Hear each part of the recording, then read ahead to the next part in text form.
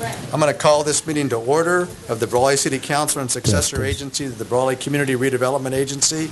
Regular meeting Tuesday, October the 1st, 2013 at approximately 6 p.m. Roll call. The minutes will reflect all council members present. Okay. Invocation, Pastor Jim Pazin of the First Presbyterian Church. Would you come up to that one? This one, sir, if you don't mind. Thank you, Pastor. Let us pray. Almighty God, we welcome your presence to this meeting tonight, and we give you thanks for the many ways in which you have provided for us and for this community. We welcome the challenges facing our city, acknowledging the importance of the work that will be addressed tonight, knowing that you care deeply for us all. And we know that in blessing us so richly, we find a strong sense of responsibility for this. And so we pray that you would guide us in that. Eternal God, knowing this, we humbly pray that you would guide and direct all the business that comes to this city tonight. Be with this council, bringing them wisdom in their decisions. Give all who come before this council a clear and confident voice as they present their reports and business this evening. Be with all who are gathered here as they passionately seek your blessing for this city and its servants. And so it is in the name of our Lord Jesus Christ we pray. Amen. Amen. Thank you very much. Okay, Pledge of Allegiance by Councilmember Ward, please. Sure, join me in the pledge. Ready, begin. I pledge allegiance to the flag of the United States of America and to the republic for which it stands, one nation, under God, indivisible, with liberty and justice for all. Thank you. Yeah. That was great. Okay.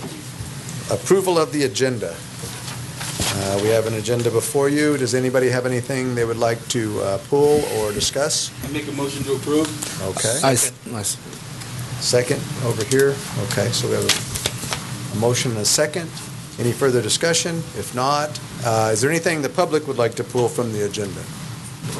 If not, I'll call for the question. Mr. Mayor, if I may make one notation, and that is under regular business this evening, item 4C, it is staff's recommendation to continue this item until the next council meeting on October 15th. Okay, so continue. Okay. Does the motion agree? Yeah. I don't think we need that. We don't need it. I think we it's don't just a need it. continuance. Okay. Carry it on. Okay, then I'll call for the question. All those in favor? Aye. Those opposed? Okay, motion carries. Okay, public appearances and comments, not to exceed 4 minutes. This is the time for the public to address the council on any item not appearing on the agenda that is within the subject matter jurisdiction of the city council. The mayor will recognize you, and when you come to the microphone, please state your name for the record. You are not allowed to make personal attacks on individuals or make comments which are slanderous or which may invade an individual's personal privacy. Please direct your questions and comments to the city council.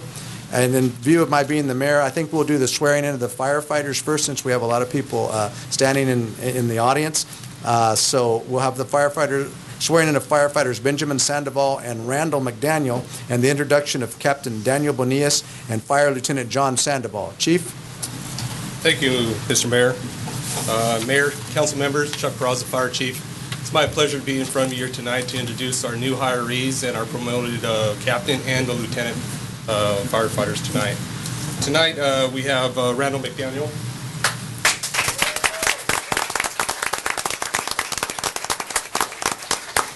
Randall started with the city of Brawley on January 27th of 2009 as a reserve firefighter. He has worked with both Brawley and Westmoreland fire departments. Randall became a full-time firefighter with the city of Brawley this September 17th of 2013. Randall does live here, and he's a native of Brawley. Now, if I could have Randall.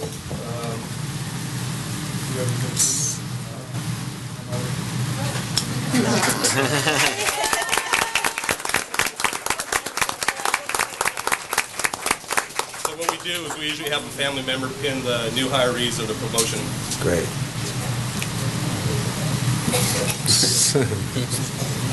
She gonna stick you, mijo.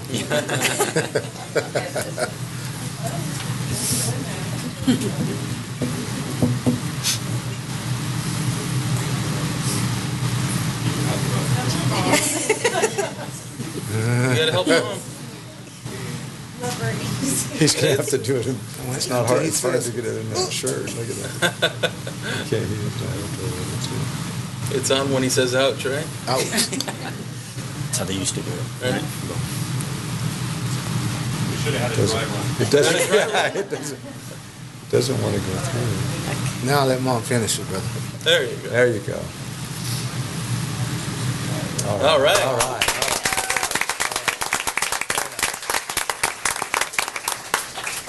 So our another new hiree is Benjamin Sandoval.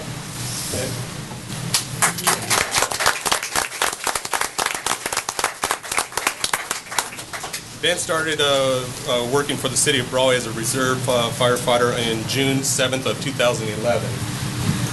His firefighter experiences have included working with Imperial County Fire Department for about over a year. He actually did a stint with us prior to this before he became back on the reserve. So we're very familiar with Ben in the past. Ben successfully completed the Imperial Valley College Fire Academy in June of 2007. Well, now he's a firefighter, but at the time, Reserve Ben Sandoval became a full-time firefighter as well on September 17th of 2013. Ben is a Brawley native as well, graduating from Brawley Union High School in 2006. So I introduce you to Ben Sandoval. All right.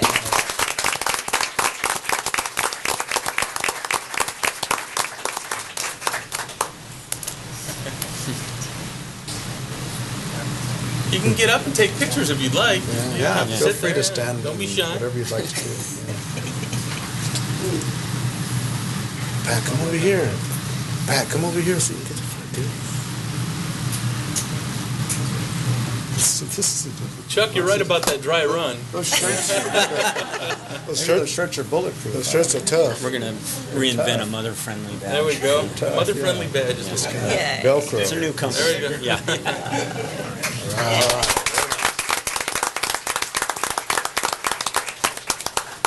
So now we go to our lieutenant, John Sandoval. John Sandoval?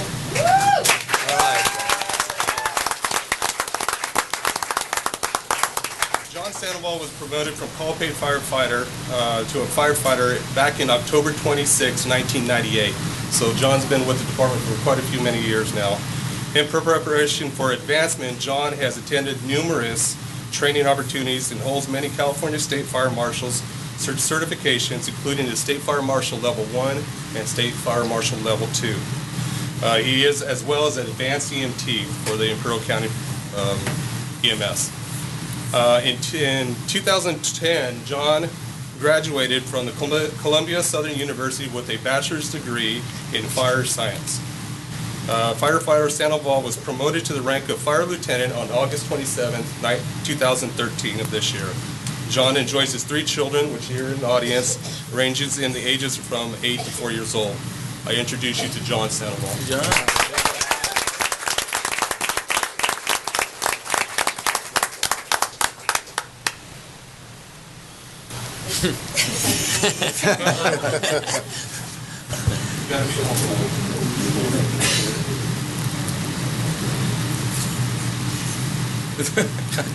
All the mothers are under pressure. Yeah, they're under pressure. You got it. All right.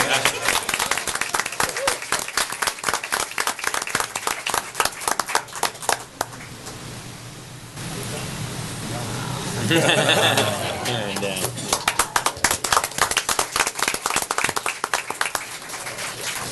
Now we move on to our final promotion in the Brawley Fire Department, Dan Benias.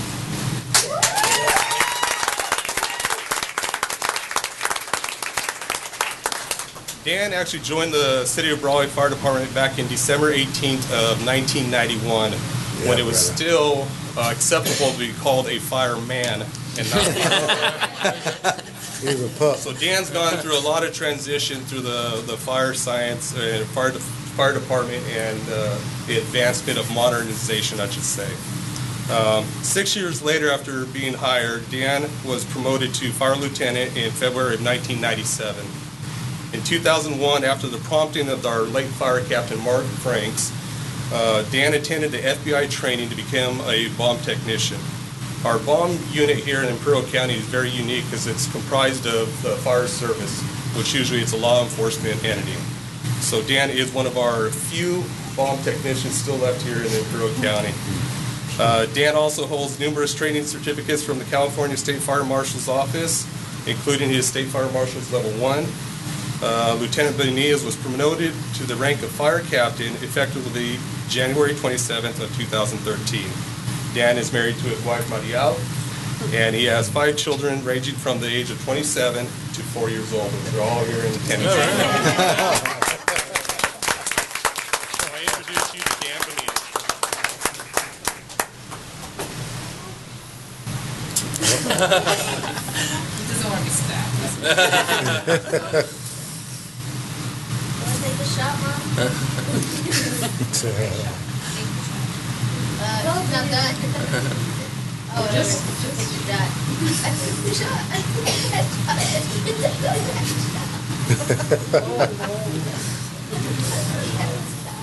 Oh, yeah. There we go. All right.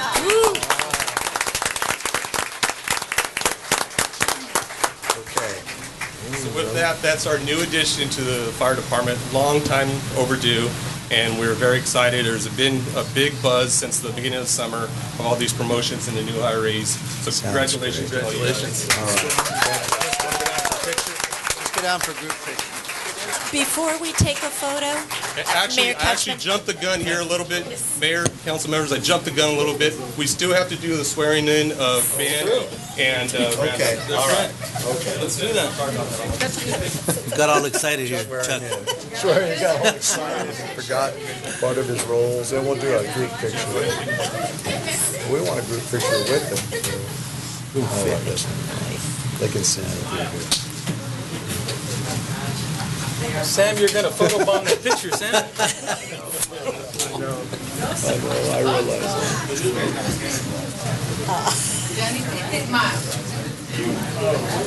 You should bring me a picture. I know.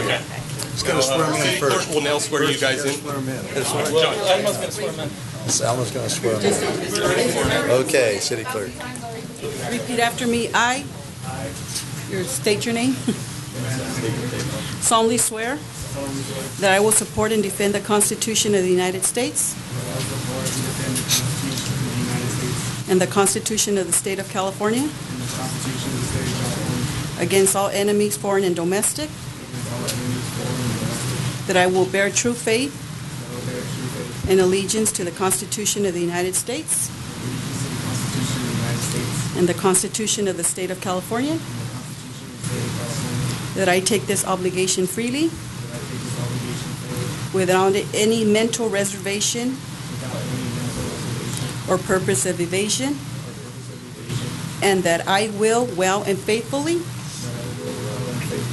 discharge the duties upon which I am about to enter. Okay.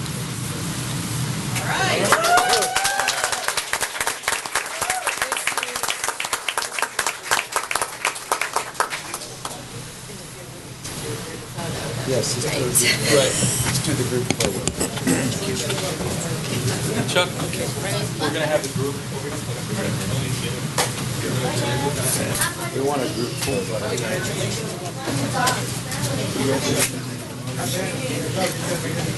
It's always good to see. That's nice.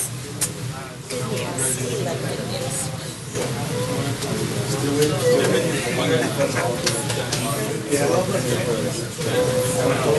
You're out.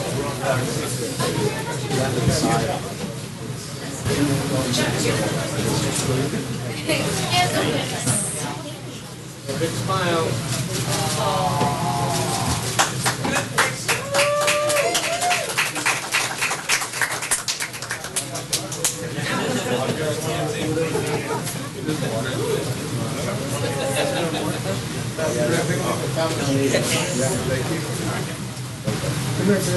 Yay! We're in the shot.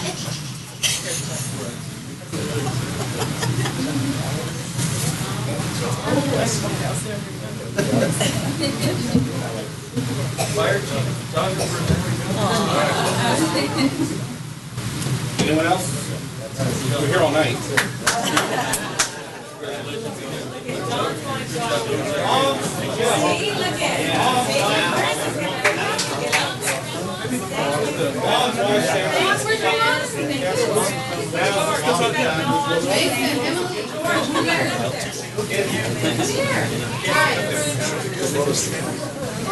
Sorry, Council.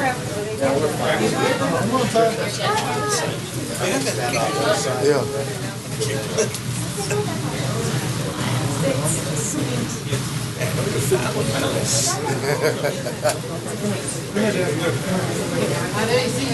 got all the kids? There we go.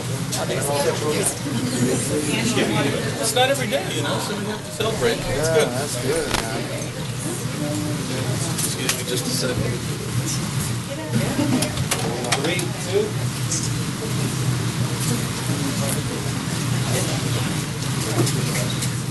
Congratulations.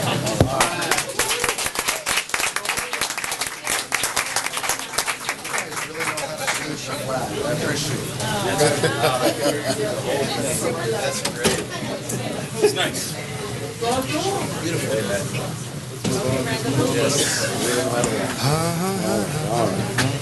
Okay, we got this. We'd like to take a little break so they can, if anybody would like to leave now, it would be the time, and then we'll move on to some additional public presentations.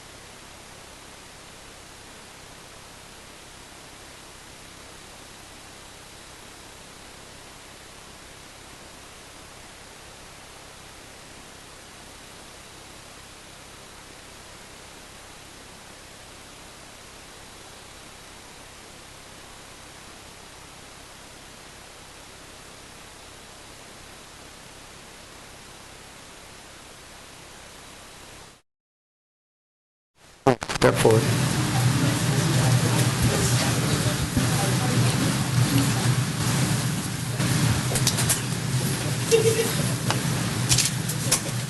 Good evening.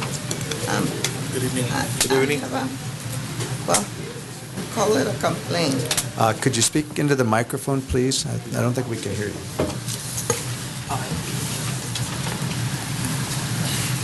It's regarding a complaint about a car accident that happened on January the 8th of last year.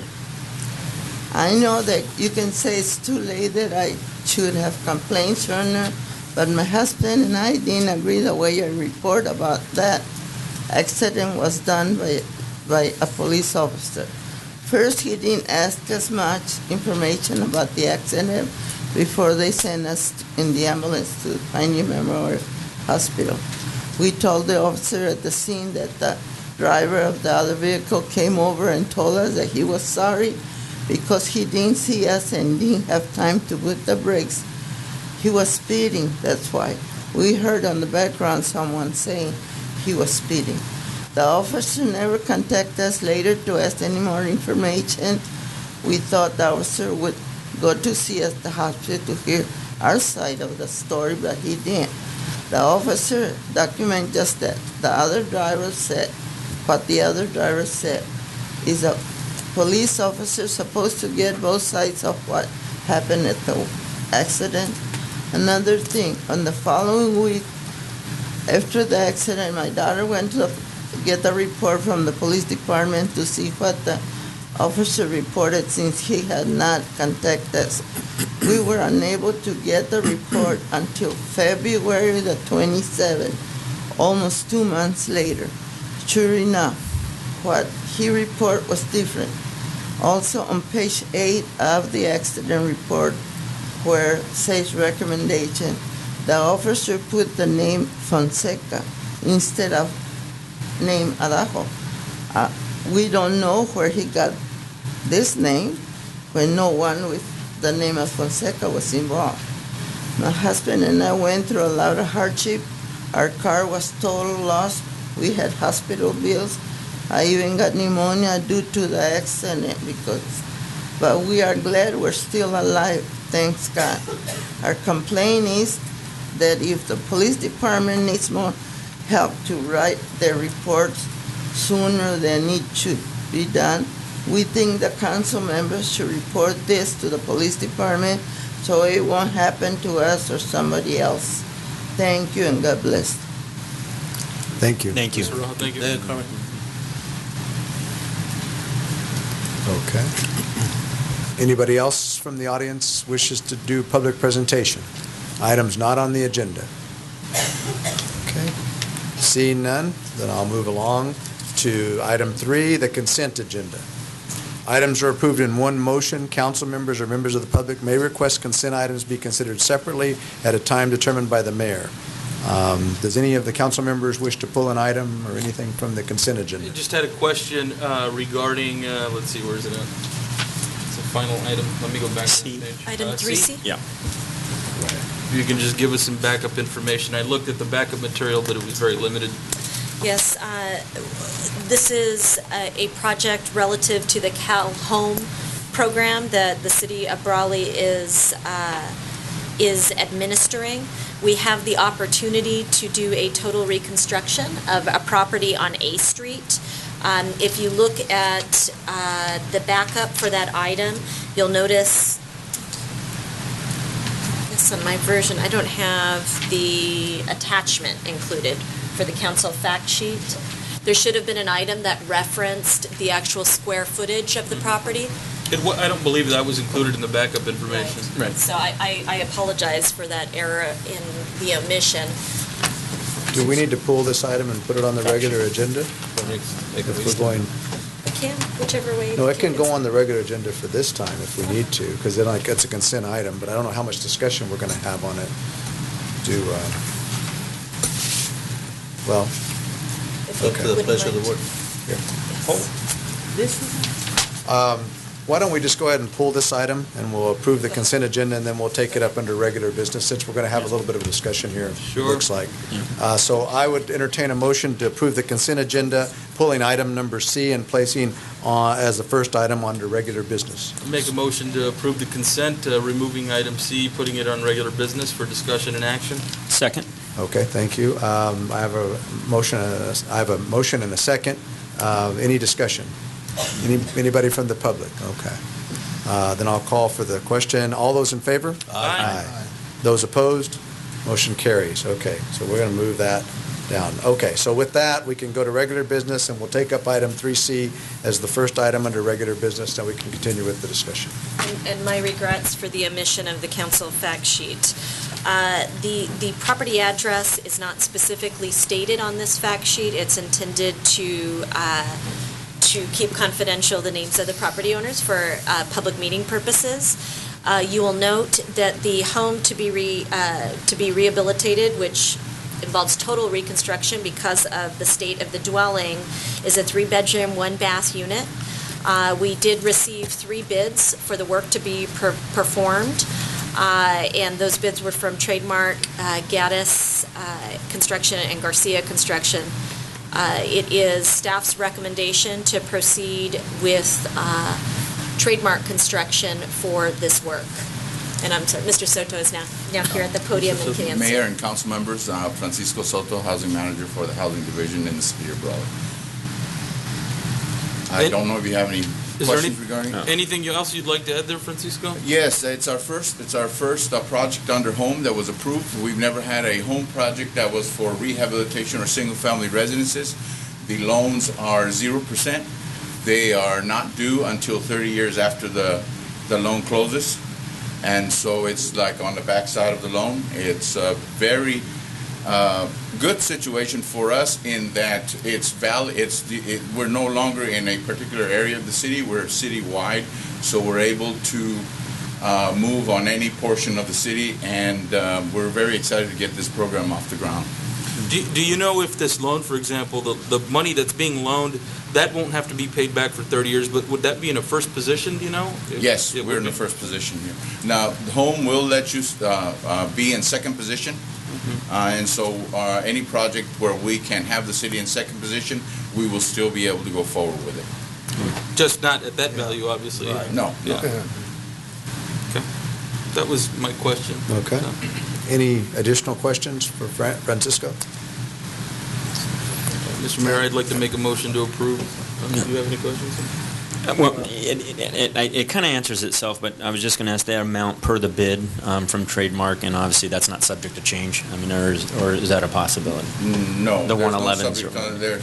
There's a very long and convoluted process for any change orders where all three parties, including the city, would have to agree.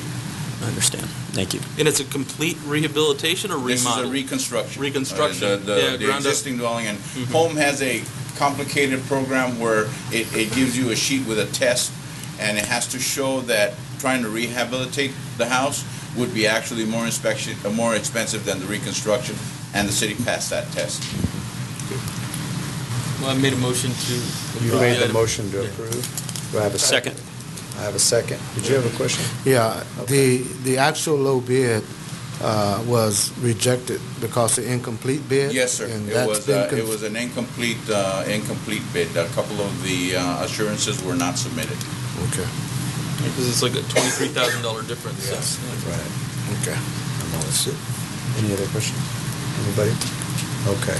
If not, I have a motion and a second. Any discussion from the public? If not, all those in favor? Aye. Those opposed? Motion carries.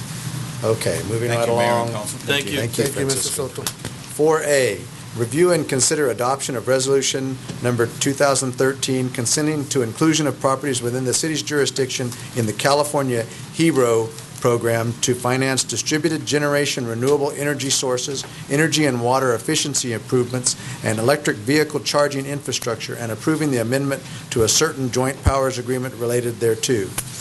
Mayor and Council, today we have with us a presenter who is very well versed in the ins and outs of the HERO program.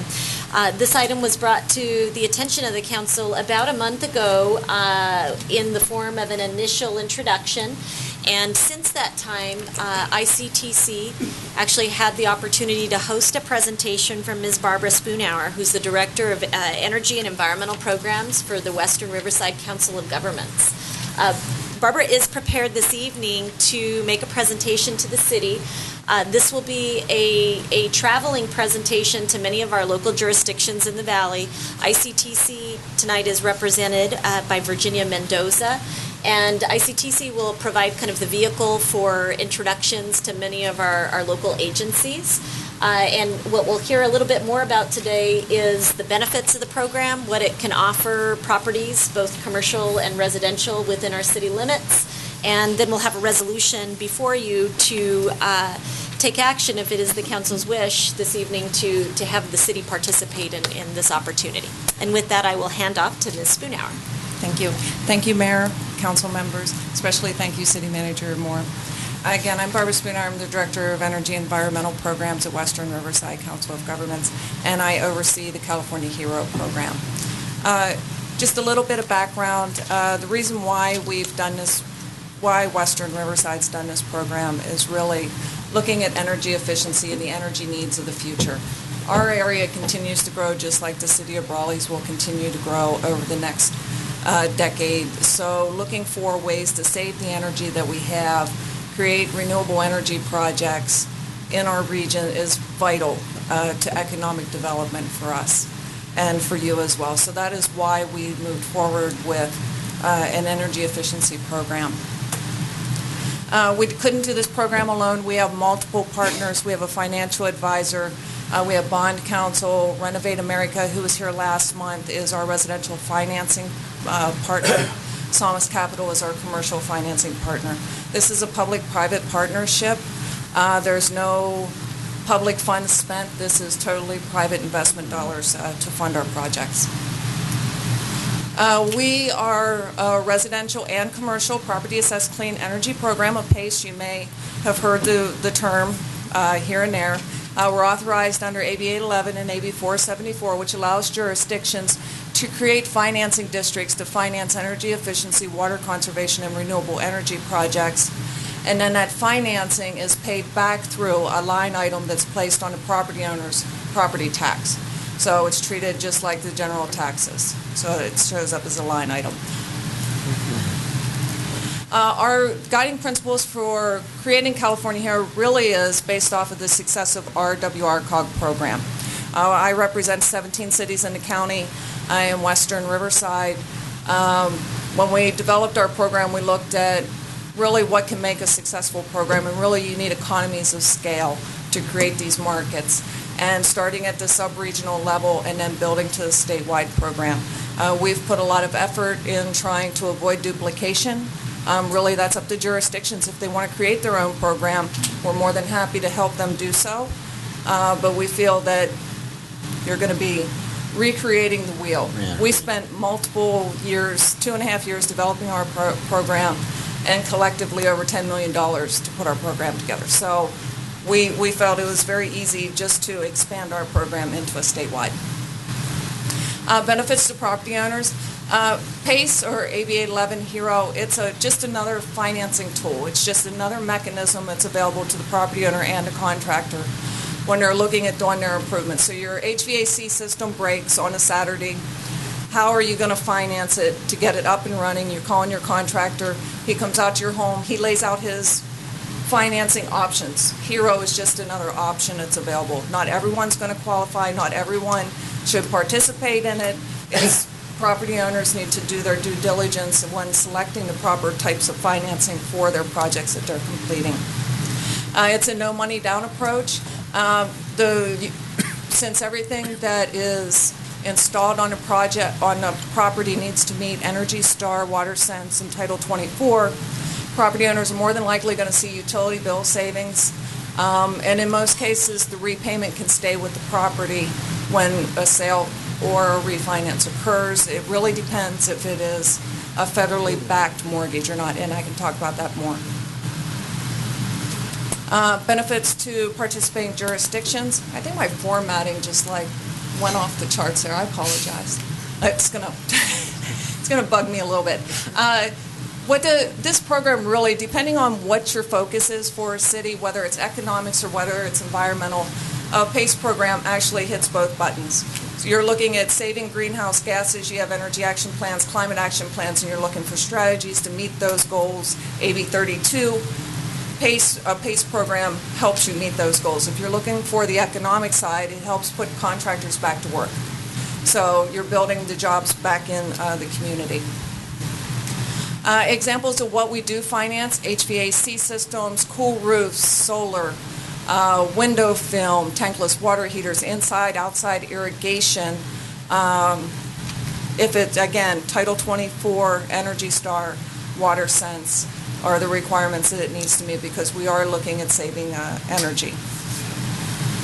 If you look at our numbers of what WRCOG alone, or 17 jurisdictions, we've approved over 10,000 applications for over $342 million.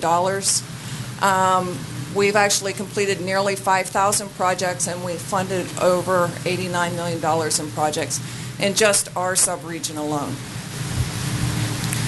Types of projects being funded, everyone would think that solar is the number one. It's actually not. It's about 38%. The remainder of the projects that are coming through are energy efficiency. So it's the HVAC systems, it's your windows and doors, it's your insulation, and the cool roofs and the cool walls are really becoming a cool thing these days. Yeah, it's good. We had an economic impact study completed on our program. We are actually able to track the greenhouse gas reduction from all the projects. We'll be able to report that back to the cities. For economics, we have a 2.78 multiplier in our program.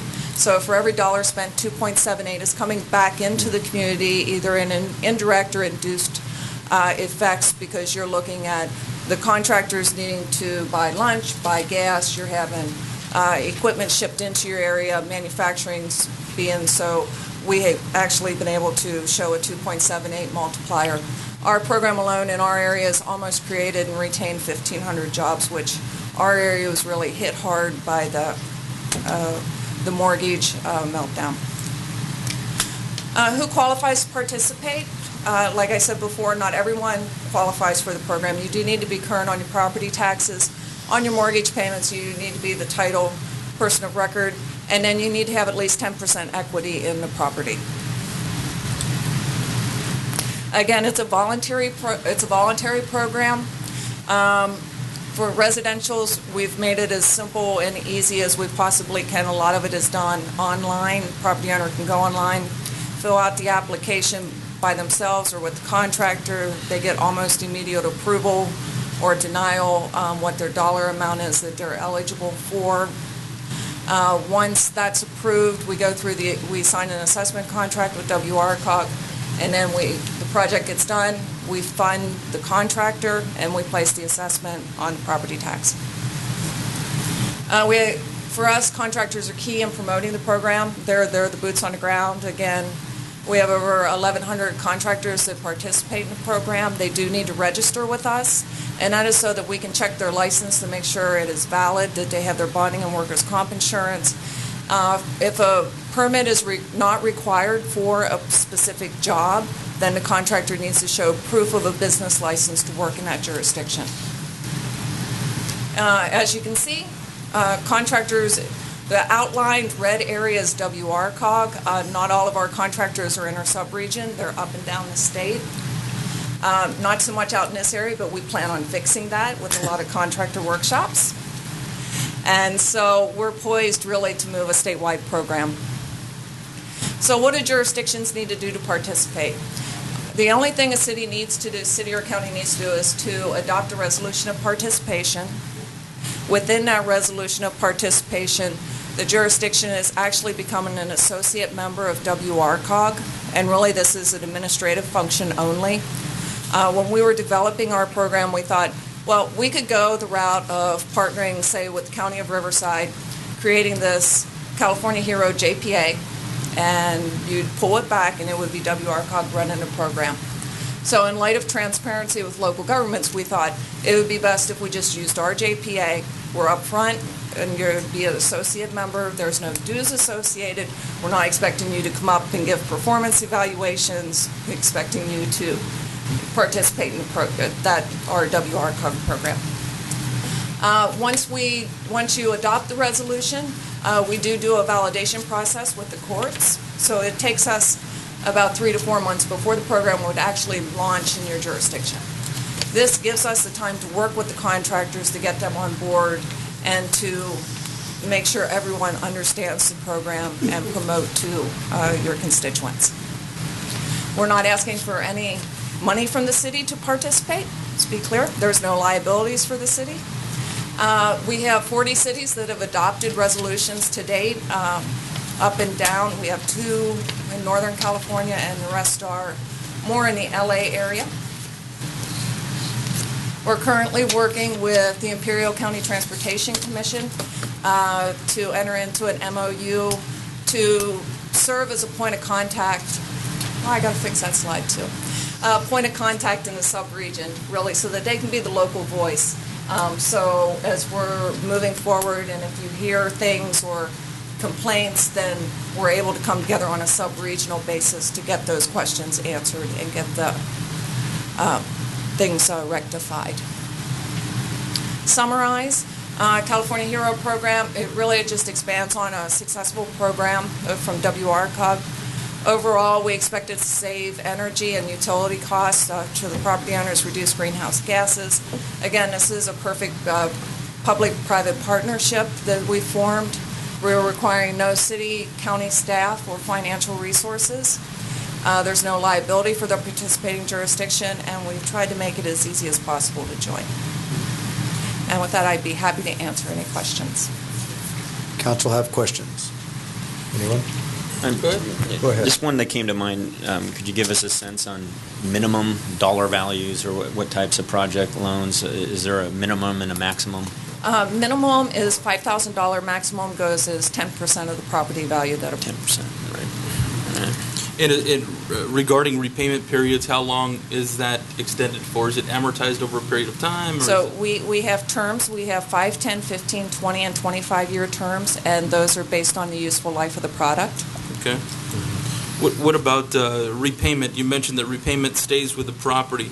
The burden of those expenses, would that, you said if it's a refinance, for example, it could remain there, or if they sold the property, how would that work? In most cases, since it is a line item on it's on the tax bill, so it's treated as general taxes.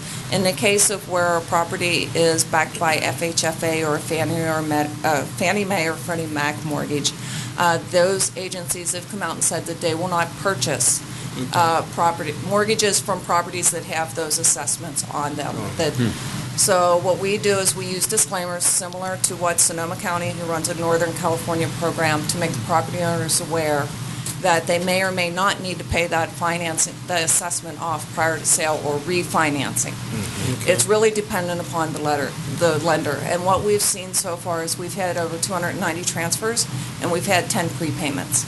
Can't tell you if that was bank-driven or something that occurred between the new owner coming in and doing the negotiations. A large majority of the loans here in Imperial County are FHA loans, so that's obviously a concern. Another question, in event of foreclosure, what happens in those cases? It remains tied to the property, the assessment, the lien there? Yes. Yeah. And to go back to your FHFA, because we do in our area as well, when we looked at our program, we actually, because we're looking at properties that need energy efficiency, more than likely they're older properties, we have about 35% of our properties that are participating in our program of our 4,900 that are FHFA, Fannie Freddie backed. So when you're looking at what type of properties are taking advantage of these, they're more than likely the older properties because they do require equity in the home. Questions? Yeah, and the, I didn't know what you were talking about. I'm sorry. No, go ahead. Okay. Yeah. And this settles with the property taxes. This is where the money is collected, correct? The money's collected, Yeah. yes, through the county. And if an individual was wanting to move forward with this, is there any assistance from your office helping with paperwork and to get things finalized to help them with that? Yes. Okay. In situations where this has failed for somebody, let's say they lose, can you walk us through a scenario that isn't necessarily a positive one that hasn't worked out necessarily? Can you give us an example of that? That's been denied? Well, not necessarily denied, but where one was approved, but maybe they lost the home to They lost the foreclosure. home. We have yet to have that occur. Okay. So The program is only 2 years. Our program's 2 years old. Yeah, Sonoma so- County's been up and running for 5. They've actually, their foreclosure rate is actually less than half of what their normal foreclosure rate is. And again, that goes back to the underwriting criteria, because we are making sure that they are current on everything. There's no bankruptcies. They have the equity in the home, that they're a more secure property to finance.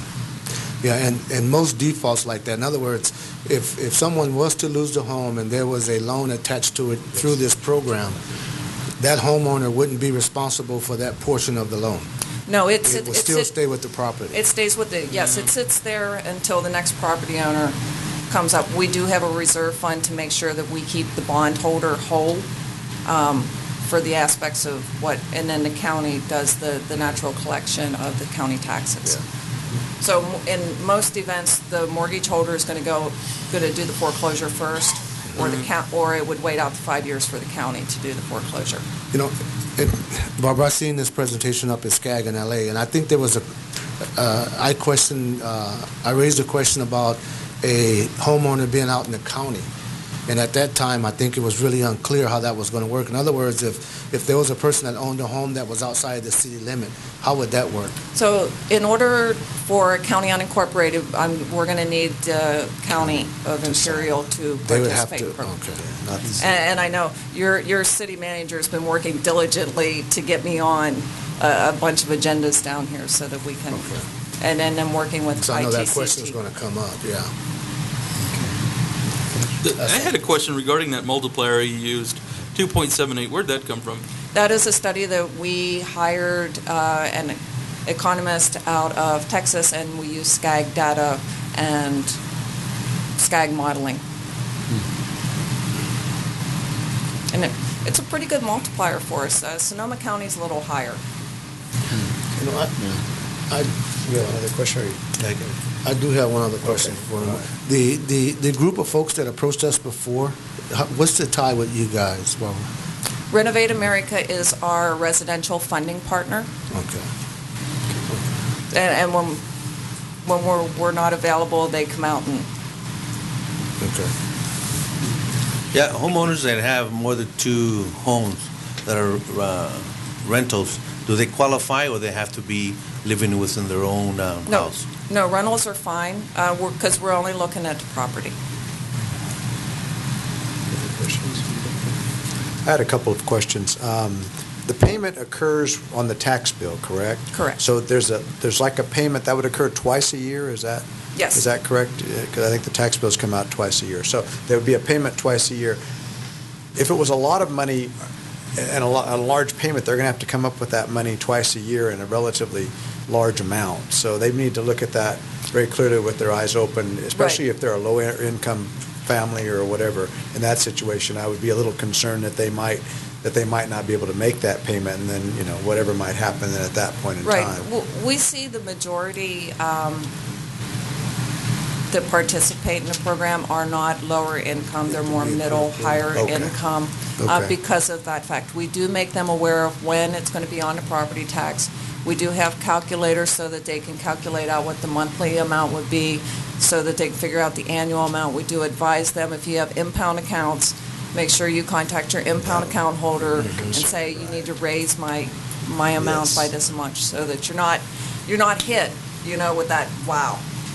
They need to be tax very times careful, here. yeah. I think they need to be very careful. They have to go into that with their eyes open, Yes. as they would. It's not our responsibility necessarily to look out for that, but I did have that question. The other question, I had a couple more. The other question was on prepayment penalties. It indicates that if you pay it off in advance, there's a prepayment penalty. Yes. Now, I would wonder how much that would be, and, I know it varies depending upon the loan and everything, but that would be another concern of mine, that if they do pay off early, then they're going to have to pay a penalty Right. on top of the So- interest or whatever. Prepayment penalties, we're mandated under the Bond Act of 1915 to hold prepayment penalties. We actually charge less than what the mandate says we should. They go down 5% the first year, 4% the second year. Then after 6 years, it's 0. Okay. So it does step down. But there is a prepayment There is a penalty prepayment on all of that. penalty. Okay, also I noticed in the agreement that there are administrative fees, and so there's an administrative fee up front, then there's an administrative fee that's charged every There's an tax bill, right? There's an annual, yes, the annual assessment fee, or the annual administrative fee, that is where we pay the county for doing the tax collections for us out of, Right. as well as David Tausig and Associate, who's the administrator for the assessments, who runs all the numbers and the calculations to make sure it gets onto the tax roll, that They everything's collect it, correct. yeah. Can you give me some kind of idea as to how much that fee would be? Right now, we charge $25 a year. Okay. Okay. And you mentioned, if I could, Mr. Mayor? Go ahead. You mentioned that there is no fee to the city, but who does receive this fee? Aside from the administrative fee, obviously there's fees for your organization. How is it So- that you're compensated? So we charge an upfront administrative fee. Right now, it's 6.35%. It's sort of similar to closing costs. And that percentage is broken down and pays the 8 or 9 different people who are on that third slide. So one time. Yes. One time. So one time. So it's like it's a closing, If I similar may- to a closing cost. The only other question I have, and I'm going to leave it, is, and I may be getting ahead of it here, but if all this was to be finalized, would you guys contract with local companies to handle maintenance calls and stuff like that after the installation took place? In other words, if we had some solar panels or an air conditioned job, would it be a local contractor that we would be able to call to come out and handle some of the issues? That's what we're going to do, a lot of promotion into the area with your local contractors. In my mind, it makes more sense when a property owner is looking for a contractor that they're going to try to find someone who is Right. local. If a property owner is working with a contractor who's not registered with the HERO program, it's easy to get them registered so that we can, again, we need to verify that they have all of their license, their bond, their insurance. So it's easy to get them registered. They can do webinars to get training on how the paperwork flows, how long it takes to get paid, and all of the background details for the contract. So that contractor would have to be registered with HERO. With the program, yes. And complaints, how are they managed? For example, if there is work by a contractor that isn't up to par and the homeowner has concern regarding that, how do they, obviously they can try and resolve the issue with the contractor. If that's not able to be done, is there involvement by your organization? We try our best to help property owners. We do not fund a contractor until a completion certificate is signed by the property owner stating that they are happy with the job and that the job is completed. The contractor then needs to provide us with a copy of the invoice as well as whatever necessary backup is needed to show the actual installation was the same as what we were financing, so that we make sure we're meeting our energy efficiency goals. Right. In other words, like a 5.5 ton unit is, they didn't install a 4-ton unit as an example. Is Right. that, And we have had some complaints, and we do our best. We try to work with the contractors and with the property owners, and in most cases, when you're threatening to kick your contractor out of a successful program, their ears perk up right away, and things get resolved. Okay. Additional questions? Anybody have anything from the city staff? City manager, you have City any comments? manager? No, it is our recommendation this evening that the council consider adoption of the resolution before you, which is consenting to the inclusion of properties within the city's jurisdiction in the California HERO program. Any other questions? Any other questions? Any comments from the public on the program? Okay, seeing none, what is the council's pleasure? I'll go ahead and make the motion that we adopt resolution of the city of Brawley consenting to the inclusion of the properties within the jurisdiction to adopt the HERO program as presented. Do we have a second?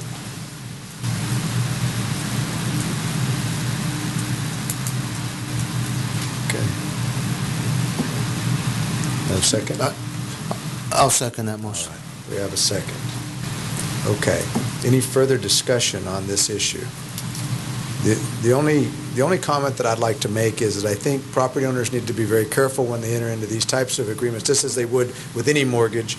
And I think that this one has certain elements in it that people need to be educated on. I don't think it's necessarily a program that fits everybody's needs, and I think that they need to enter this very, very much with their eyes open and very educated in order to do it. I don't want to deprive them of the opportunity to do so, because I do think that some property owners might benefit from this. But I do want to say that I think we're just approving it to allow it into our region.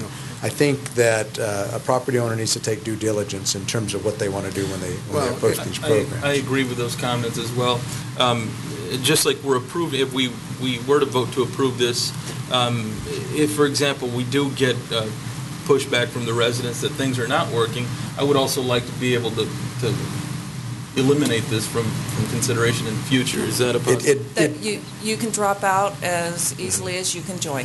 In the agreement, it states 6 months. We have to give a 6 months notice to drop out, and then we can drop out of the JPA or the JPA agreement. Mm-hmm. And so we could stop the program anytime we would want to, just by dropping. I'm assuming just by dropping out. Now, some people will be bound by the program if they're already included in the program, but it would eliminate any new issues to come up. And that was a question earlier. I would think that Barbara and HERO would put together workshops for applicants that were applying for these upgrades for their homes to make sure they understand exactly what they're signing. We can do all the outreach to consumers. We can do outreach to the contractors. Work with your utility. You want to make sure property owners take advantage of whatever utility rebates are out there as well. And I agree with you, Mr. Mayor. HERO is not for everyone. And again, it is just another financing that is available to property owners. So it is just like any other big purchase. Property owners do need to examine and do their due diligence and make sure that they're doing what's best for them. Right. I do think it helps people with large upfront costs that they might have when they're replacing certain items within their home. But I think everybody needs to look at that. I'm not sure that it's for low income. I'm not sure that it fits in everybody's budget. So I would just say that we need to, while allowing the program here, we need to address the issue of education to the public before they enter into the program. I believe you wanted to come forward? No. What I was going to add to it was I think that the presentation, the questions that Would you like to come up to the microphone, please? That would be better. I think everybody can hear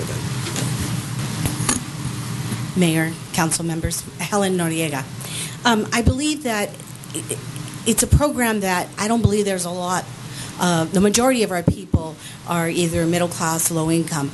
So I think that the questions that the council had for you maybe be included in your presentation, because those are very important questions they have asked and that the people need to know the answers. Okay? Thank you. Thank you. Thank you, Ms. Noriega. Okay. Any other questions?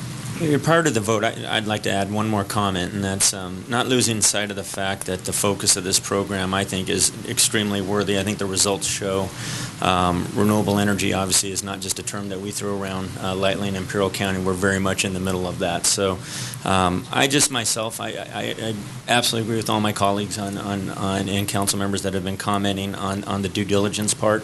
But having said that, I lived in a 60-year-old home. This would have been a great program to have available to look at as an option. I think it's really important, again, as we move forward, that we focus on that outreach and education. But I do think it has a lot of benefits as presented. So. Okay. We have a motion and a second. Any other discussion? Any other comments from the public? If not, I'll call for the question. All those in favor? Aye.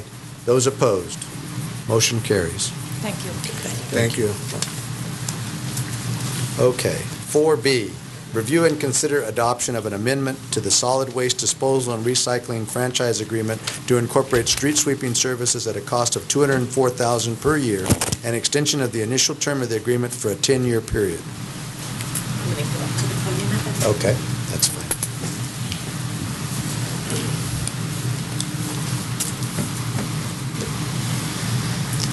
Good evening, members of the council. What I have before you is a staff report relative to direction that was provided by the council at our council meeting on September 3rd. In light of the direction that was provided, city staff and I have proceeded with discussions with Allied Waste to evaluate the terms of an amendment to the contract that allow for the outsourcing of street sweeping. What I hope to do is just provide you a quick overview of some of the main features of the amendment that's before you this evening. What is proposed is that the city shall pay $204,000 per year for street sweeping activity and responsibilities to be taken by Allied Waste. The city shall provide a 10-year extension to the existing franchise agreement. Allied Waste Services shall be responsible for the cost of operational waste.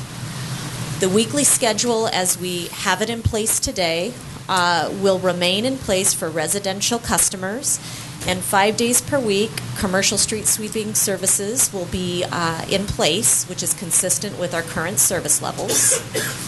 Allied Waste has agreed to lease the unit that will be received by the city in October of 2013, later this month. It's a new CNG street sweeper.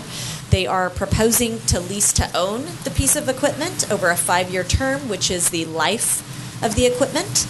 And after that time, they will own the equipment valued at today's purchase price of $301,055. Allied Waste has also agreed to purchase our existing 2007 CNG sweeper at fair market value, and you'll see in the fine detail of the amendment that they have agreed to furnish 3 quotes, and the city and Allied will agree on that ultimate price based on the quotes. 6 courtesy calls will be provided to the city in a calendar year. These would be for specific events such as, let's say we have a car accident, an unfortunate fire event, something that having that sweeper at the Public Works yard would allow us to very rapidly deploy street sweeping services. They will give us 6 courtesy call-outs in a calendar year. After that, they'll charge the city $85 an hour for the time that the sweeper spends within our city limits. And in the event that the city is successful at acquiring that second new CNG sweeper, which we're still working through many of those details, if it's possible for us to acquire, we've agreed to work in earnest with them in a similar lease-to-own agreement, although it's not necessary for agreement to the terms that are presented to you this evening. And the fueling station, as we know it, which is located at the Public Works yard, will not be necessary for Allied's use. You should be aware that we estimate about a 2-year life remaining on that unit before the city has to invest some energy and resources into certifying it and upgrading it. Allied has stated to us that they have the ability to secure fueling from other venues that will allow for the CNG sweepers to be fueled properly. It is also noted that the city is compensated at the rate of approximately $19,000 a year from Caltrans for street sweeping that the city of Brawley performs on Caltrans right-of-way. That compensation will remain with the city, and if Caltrans allows the street sweeping activity to be performed by Allied Waste on their right-of-way as a sub-consultant to the city, the $19,000 will continue to be a revenue source to us. If Caltrans opts instead to use their own street sweeping capabilities to sweep their own right-of-way, then that revenue source will no longer be in place. But what's important to highlight for this evening's action is that the $19,000 is not factored in as attributable to Allied for service above and beyond the $204,000 figure. We have initiated preliminary dialogue with Caltrans. We hope to have that topic fully resolved in a 60 to 90-day time frame. The pricing that is presented to you this evening assumes the 10-year extension, as stated previously, and if structured according to an annual cost, we look at saving up to $417,000 per year to the Streets Fund. And that is not factoring in the one-time dollars associated with the equipment purchase. We chose to keep those as standalone figures, so they stand on their own. And the operational costs, which are indicated in a snapshot that I have for you here, I can show that to you, is intended to show you what the existing and proposed staffing is, what our continued costs are heading forward if the council elects to proceed with staff's recommendation. One other item of note, it was very clear from council direction provided on September 3rd that it is the wishes of the council to assume the full-time permanent street sweeper operator who is currently in the employ of the city of Brawley. We do assume in these cost scenarios that that individual will have an equivalent assignment within streets and utilities, so we're going to assume those costs. The reduction between the existing and proposed staffing is the temporary street sweeper operator who was recently brought on to fill the gap until the city determined whether the activity would be outsourced or not. And with that, if you have any questions, we have one other exhibit that shows the map, the street sweeping schedule map. We have Allied here with us this evening to answer any questions that the council may wish to direct to them. And I'll take any questions that you have for staff as well. I would actually. Yes. Sure. Questions? One I'd like to ask is, so that was well presented, but I want to make sure, devil's in the details. Are there, bottom line, any impacts rate-wise to our commercial customers, small businesses? Is there anything in here that would indicate there'd be any increase there? Our existing franchise agreement allows for consumer price index adjustments annually. Those are established in October of each year for January of the following year. Aside from those rate increases that could potentially apply to our trash or street sweeping services, there are no additional rate increases. The alternative presented, however, which I show you $204,000 as one way to pay for the service, or a rate increase as an alternative way, that is an alternative that results in a rate increase. And if the council wants to go that direction, I think Allied is prepared to consider an alternative arrangement that does not involve the payment of $204,000 per year, but instead contemplates a rate increase in 2015, 16, and 17 at 2%. I think the cost savings, in my own opinion, is great. Yeah. I mean, it makes it to where the decision isn't very difficult. I know the one item that we did discuss last time was the full-time employee staying on board, and even in that scenario, we're still saving $330,000, right? So in that scenario, we're saving still $407 because 71 assumes the fully burdened cost of our permanent employee in our street and utilities operation. So we're still saving $400,000 considering that. It's a substantial savings. You know, with respect to the 10-year extension, Donnie and I had the opportunity to speak to the city manager in El Centro, and they've gone through a similar process. And the way they viewed it is that we can guarantee for 10 years what the cost for these services will be. So, and that's the way I'm viewing it as well. In fact, we're seeing that the savings will be there for that period of time as well. Exactly. So, I think you presented it well. Yeah. So. I totally agree with George and what Donnie is saying. Basically what this does is it gives you the flexibility for your budget process, because you kind of know what those charges are. But I think what Donnie was referring to is there's no instant increases involved in this in the language. And that was cleared up. And you're right. My main concern when we talked about this before, like George said, was the current full-time employee, to keep that person whole so this doesn't impact them, and I think we've done that. I think it was presented well. I want to thank staff, and I want to thank Allied for what they've contributed in the city. So, and it's not just to keep them whole for the sake of keeping them whole. There's a need for that position in streets and utilities. So that's one way that you might look at the savings of the $400,713 is we have those funds available to actually complete work within streets within the city of Brawley that isn't currently available because of the way we're structured to deliver street sweeping. Right. That besides a great saving, you know, the key factor here is the service that Ally has provided to our community ever since they got here. And any complaints, residents that they might have, they always come through and help out. So I applaud Ally for their great service that they provide. Okay. I have some questions. I don't know, it's more specific somewhat to the agreement. Okay. I have a little bit of heartburn about a 10-year renewal along with the 3-year renewal that, basically we're looking at 13 years because they have 3 years left on their contract, and then we would be taking up that issue, and then we're giving them an additional 10 years. I just have some problems only in the sense that it does somewhat affect competition, and I think price levels because of that. Where we might get a less of a price for certain items within the whole waste collection type situation and the street sweeping if we went with shorter term contracts. I understand you can't do a year contract. I understand you can't do a 2-year contract. But what about a 5-year contract or a 6 or a 7-year contract as opposed to a 10-year contract? I just have some heartburn with that. And if you did, and I'm not saying that Allied provides a service that isn't good.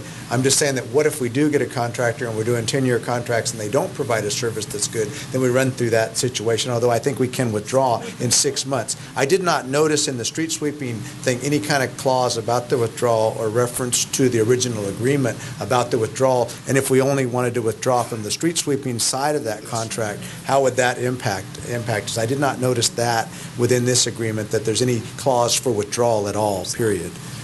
Which might be an issue for me, and I don't know that I would want to approve it unless it was at least referenced to the original agreement in this sub-agreement, or if it was built into this sub-agreement. So I have some issues with that.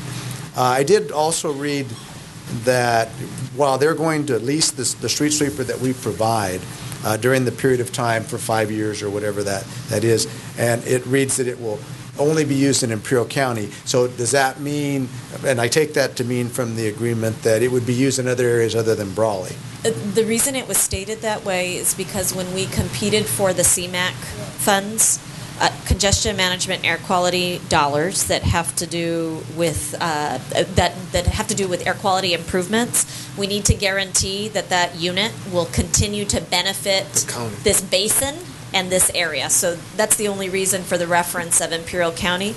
Am I hearing you state that you only want it used in the city of Brawley? Well, that's one of my concerns. The concern I have is they're going to lease it, so I don't know that I can require that. It's going to be their street sweeper. They're leasing to purchase. My only problem, and I have two problems with that. One is it can be used in other areas other than Imperial County. No, it can be used in other areas other than Brawley. Right. And it's going to be housed in Imperial, so it's going to be driven back and forth to the Imperial area and then driven over here, which adds a lot of mileage to it. As long as they're responsible for all that, I really don't have a problem with that. It's just that I did catch that in the agreement that it says Imperial County rather than solely Brawley, and so that was just a concern of mine. It's not something that breaks the deal or anything. It's just something that I have some concerns with. And all I can offer is that the explanation for the regional reference was due to the funding source and wanting to minimally guarantee that the air quality benefits come to our specific sub-region. Okay. And then also in the contract, we referenced where if we required additional services, they would do 6 times without any payment. Correct. My concern would be I would like to see that.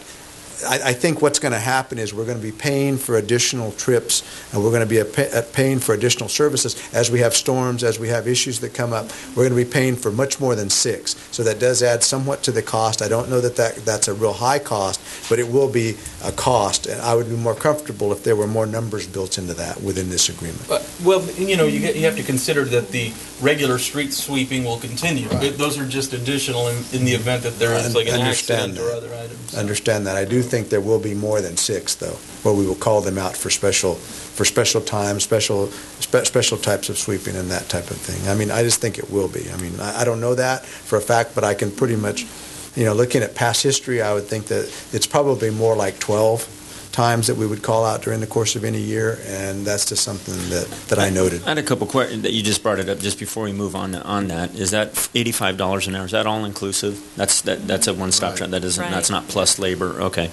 And also, is there with that call out? Is that portal to portal? I mean, when No, does actually, that clock what start? Allied was willing to agree to is its time once it arrives on scene.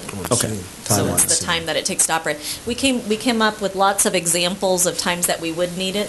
As referenced, the fires, accidents. We also said cattle call if there was a special Right. event Yeah. that occurred Right. Or and you wanted special it events. perfectly swept. Or special All the red events. cups on the street, Right. they sweep up. So. Well, we were thinking the biking event Right. that was held out there and wanting to do higher frequency then, that it will be at a cost. That was the number we negotiated. We did try as staff to arrive at a higher number. Yeah, We weren't successful. I don't believe I that think that you've done a good dollar job figure is with it. going to be all that significant. Yeah. But Okay. With regard to the termination clause, as I leaf through the existing franchise agreement, I don't see in our master agreement an out either from the point of view of termination of the service, but perhaps we could take maybe a moment with our city attorney. My recollection of the underlying franchise agreement is that in the event of a breach, there's a process There's that a you go through, notification which process. could theoretically result in the city taking over the operation. I mean, if they're just not providing the service, there's, as I recall, the underlying franchise provides process, giving notice and all of that, but ultimately, I would hope it would be unanticipated circumstance, but the city could, there is language in there, as I recall, that would allow the city to take over the operation. I believe in the long-term contract that El Centro has, theirs is a 6-month clause for... I can read it. I actually found it. Okay. My Very apologies. good. Termination. This is section 11.2.2. If Allied shall fail, neglect, or refuse to comply with any of the material conditions of this franchise, and if such failure, neglect, or refusal shall continue for more than 30 days after written demand by the city manager for compliance therewith, then by the city council, in addition to all rights and remedies allowed by law, thereupon may terminate the right, privilege, and franchise granted hereby, and all the rights, privileges, and this franchise of Allied granted hereby shall thereupon be at an end. Thereupon and immediately, Allied shall surrender all rights and privileges in and to this franchise granted hereby. So it's a 30-day clause, theoretically, although I don't know that it would happen in that amount of time. It's a 30-day warning, and There's if a the notification situation persists. I think the savings is significant, and I really would not consider this at all. Even with that savings, if I didn't think we had a good partner with Allied. At least the time that I've been on council, they've been responsive, receptive to our own criticism of them. They've been able to help us, and the residents that I've talked to are happy. I mean, obviously there are concerns sometimes with commercial customers, but they try to address those issues as quickly as possible. So. And they do have a good community outreach. Right. I appreciate not, that. not to mention the tens of thousands of dollars that they do. I know for nonprofits and other sponsorships and assisting in our own events. So it's not just about the city, but it's our business community and our environment as a whole. So Before I open it up, I'd like to open it up for public comment if I could. So I don't think I have any other questions. Thank you. Public comment. Would anybody from the public like to comment on this item? Your opportunity is now.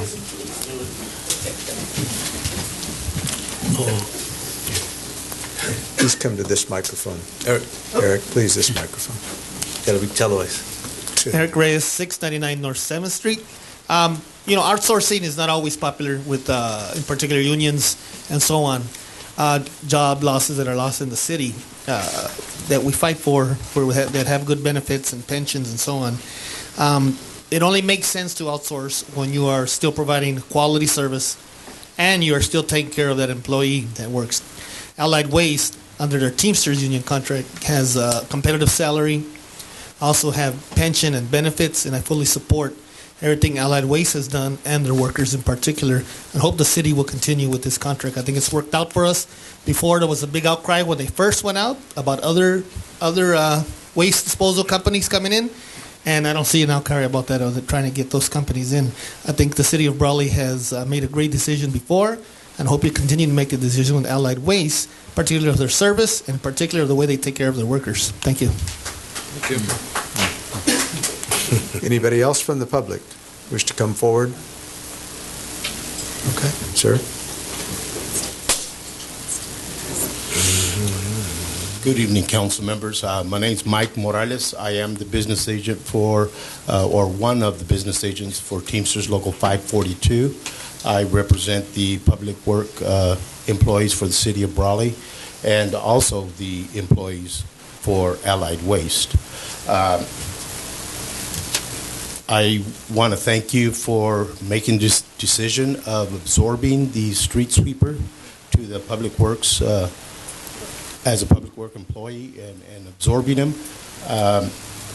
And because I had concerns of having an employee being displaced. And, well, you took care of that concern, and I want to thank you for that. And I have worked alongside with Allied Waste, and it is a quality, reputable company, and as you have seen from their service. And I think if you did have to outsource the street sweeping job or function to someone, it should go to Allied Waste. They are a quality company. And on that note, one thing that I would like to add to, or to ask the council members to consider, is to leave, to not dissolve the position of the street sweeper for the city of Brawley, just for the fact that if in the future you should decide at one point, maybe 15, 20 years from now, to fill that with the city of Brawley employee, that position would still be there. It doesn't have to be filled until you decide to, or appropriate funds to keep that position open. But I would like to have you consider to leave that position open and not just dissolve it. Okay? And once again, I represent both entities, the Public Works employees for Brawley and Allied Waste, and they do take care of their employees, and I applaud them for that, and I do support this decision. Thank you. Thank you. Thank you. Thank you. Thank you, sir. Anyone else from the public? Mr. Eaton, did you want to? Jerry? Okay. Mr. Gana?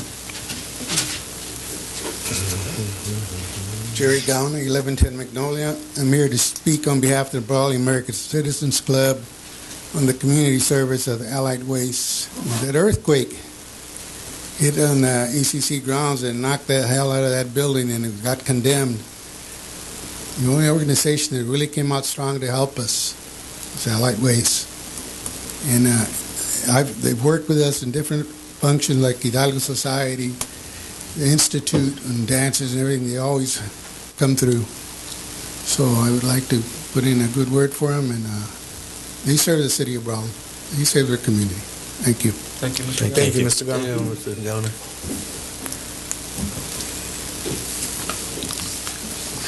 Mr. Eaton?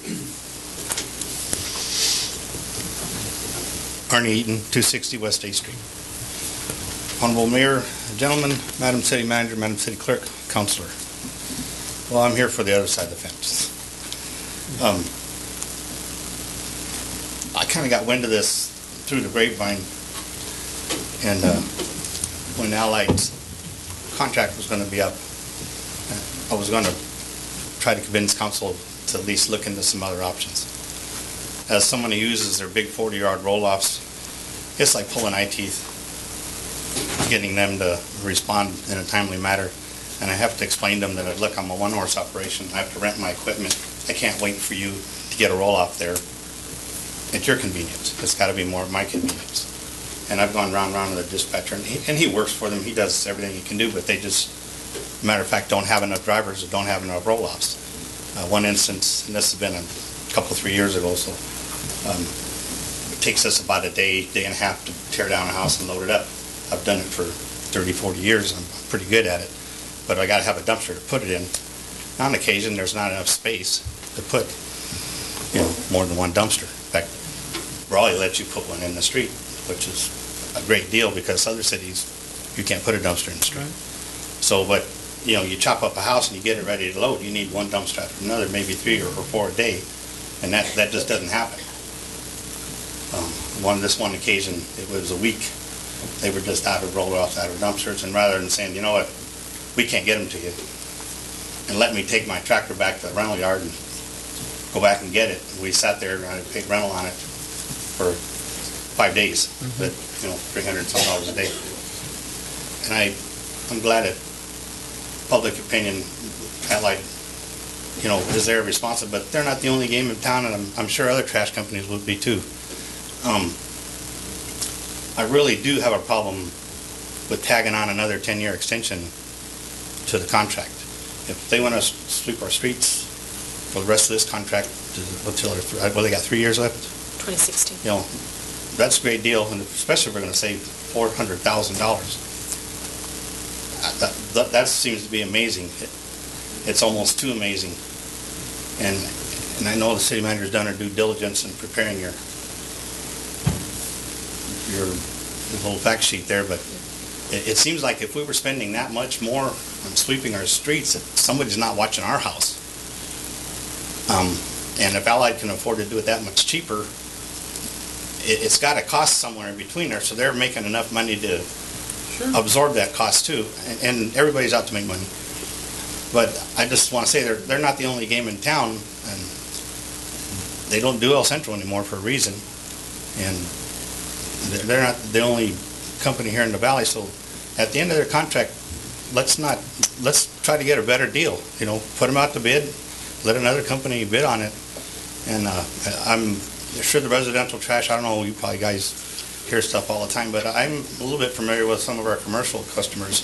I've been dealing with some the last few months, and they're not real happy. I was cleaning up the old restaurant, and the H&R Block got a whole bunch of furniture stuff, had a whole bunch of cardboard. And I knew there was a cardboard recycling dumpster down the next block. And rather than having it flying all over the alley, we were there, we loaded it up and just took it down. I was sliding it in the dumpster, and Mary Miller comes out and says, "Arnie, what are you putting stuff in my dumpster for?" I said, "This yours?" I thought I was just for everybody to use. She goes, "No, I pay for that." I was embarrassed. She goes, "You work for the city, you should know." And, of course I didn't.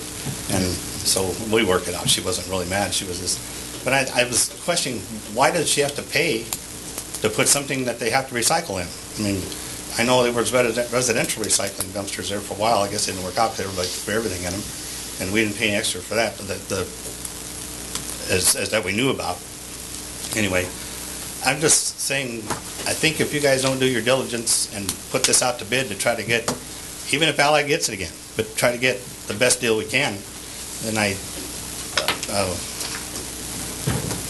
think you guys are missing the boat a little bit.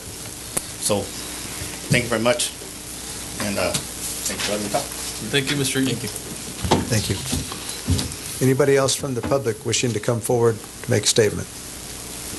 Okay. Oh, yes, sir.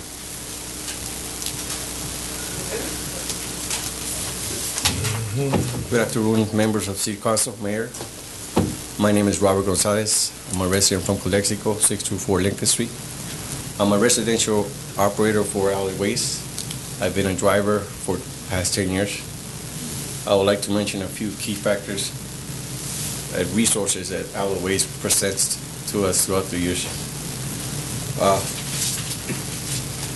One of the key factors here, real important to us, it starts safety with us. In order for us to fulfill our task, we must practice our safety skills. And Allied Waste has done a tremendous job performing and training us on these training skills on an everyday basis. We have safety skills twice a month. We reminded us we have safety clips where we see another places where there's been accidents and severe situations, which is allow us to observe and protect us. We as drivers, professional drivers, we come to your community, and in a way, we're like role models to your community. We set an example. We set a good example to them. They observe us. They see how well we perform, as well as a good service that we have provided throughout the years. Some of the resources that Allied Waste has presented in the past and still continue. They own the landfill. We just got a new expansion for 25 years. Every resident within your community with a valid documentation can go over to, well, more than welcome to go to the landfill 365 days of the year at no charge. At no charge. We also have the recycle center. They're more than welcome to go as well.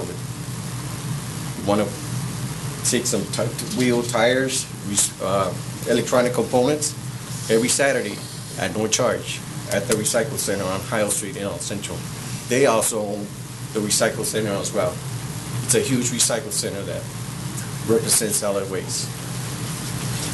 Republic Services also has provided with our safety materials and provides with the best trucks and equipment in order for us to perform our task. But it's up to us. It's up to us as professional drivers that come into your community to perform that task. In order for us to perform that task, we must stay focused and alert at all times. And that's what we tend to continue to serve in this community. I would like to mention one of the also resources that are probably aware of it as well, the boat services, which is in your community. We have that throughout the year. Throughout the year, they just call us. We pick up either on service day or they make arrangements to go ahead and pick up on a different other day at no charge as well. Handicap services, if elderly people above 50, 55 years olds, they just gotta make a call, let us know. We were more than glad to help them out. They don't have to worry about taking out the trash or bringing it out. We take care of that. See, gentlemen, you guys don't even have to take out the trash. If any customer in your community, What's the phone number? went through a surgery or trying to recover from a surgery, and he's 18, 20 years old, we were more than glad to help him out as well. You know, we're always willing to go that extra mile. We always have pride in our work, and we're willing to remain to do so with your approval. Throughout the years, Republic Services has developed a good relationship with the city of Brawley. As you guys can see, you know, as well, to provide with excellence in a proper safety manner. And that is the number one goal. We have I would like to mention two key element factors, three important factors that we try to accomplish on every day of our task. And one is safety compliance. That's the number one goal. That's always going to remain on top, number one. Number two, customer service, and to treat our customers in a respectful manner, regardless of the situation at hand.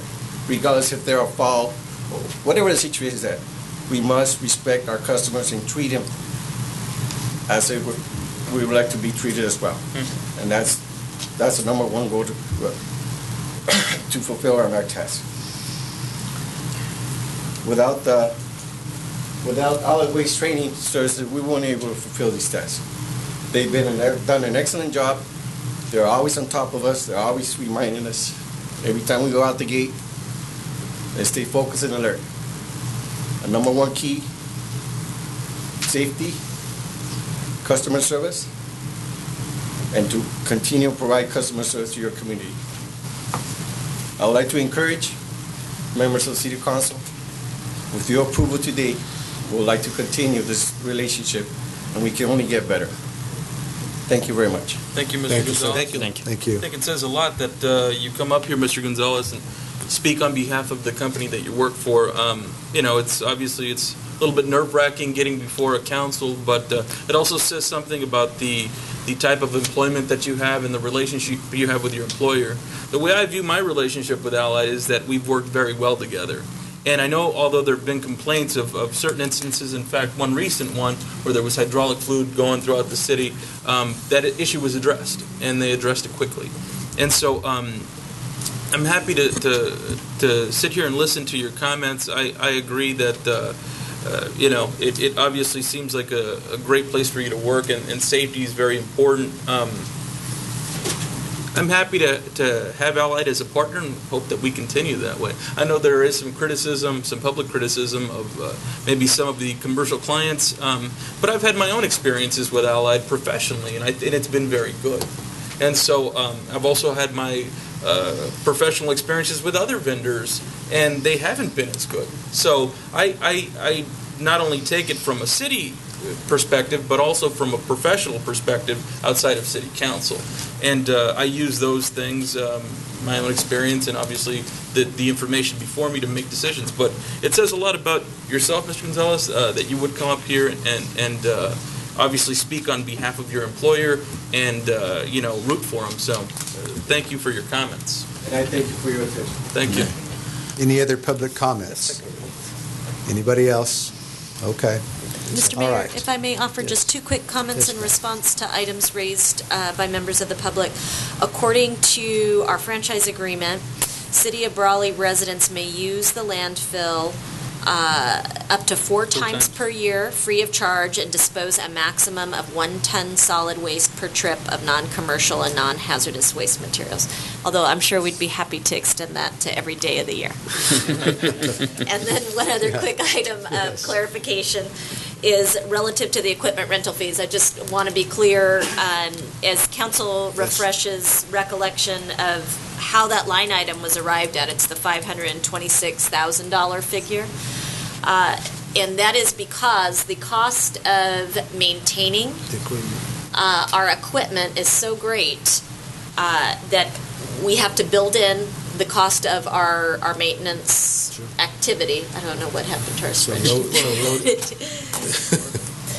So the cost per year is a value that's established at 526,414, and when different departments actually utilize the street sweeper unit, they get charged an increment of that value per year. And I imagine on the other end of it, the savings, Allied Waste can do the job for much less than we do it. I mean, obviously, they're a private organization, we're a public one, so there's difference there. But there's also value for them in gaining an extension. There's dollars that we're not seeing necessarily, but obviously there's value to them in that extension. So That was going to be my comment, to even address what Mr. Eaton even brought up. I mean, good point. Those were some of the same questions that I asked, but there's obviously clear value in that extension. Along with that, I know, Mr. Mayor, you've echoed some potential heartburn over that. And I think most of us when we look at something like that. But in some of the due diligence over the past actually several months on this issue, I come to find there's other jurisdictions. These tend to be fairly lengthy agreements and contract. I can't quote El Centro, albeit with a different vendor, but these are not short-term agreements, if I'm not mistaken. 8-year extension. 8-year, and I think this is an opportunity for us to do what's obviously in the interest of the city, where anything where you can guarantee a price for that length of time, obviously with the appropriate CPI increases, which I think is standard with just about anything, I think that's a good opportunity. So. Any other comments? The only other comment I have, and I know there's concern with all agreements, but there is no perfect situation. I mean, things happen. If it was another company, there would be some ups and downs and disagreements with those companies too. And there's one thing I will say is that when we normally call Allied, or if there is an issue, they respond to the issue, and that's what you expect out of a business, and they do that. And there's going to be issues in the future, regardless of what it is. I mean, things like that are going to happen. We just need to work together, and I think we have a good partnership, and I'm looking forward to working with you guys, Randy, and I think things are going to be fine. And my buddy in the front row with those socks, man. Those socks. Can you get those on camera, please? I just want to say that I have no issue with Allied. I just have to protect the city's interest, as you know, and when I do due diligence. I look at all the things. I listen to everybody that comes forward to me, and so I've asked some serious questions, and I still have some serious concerns. But I think in looking at all of this and taking it all into consideration, I think we have to make decisions, and you may not like the decision, or you may not be wholeheartedly in favor of a decision, but you're willing to go along, I think, with the majority of the council and make decisions as they are required. I'll continue to have concerns. I know I've always worked well with Allied. I don't have any problem with Allied. And when I call them, I get good responses. I mean, I don't think there's any problem there.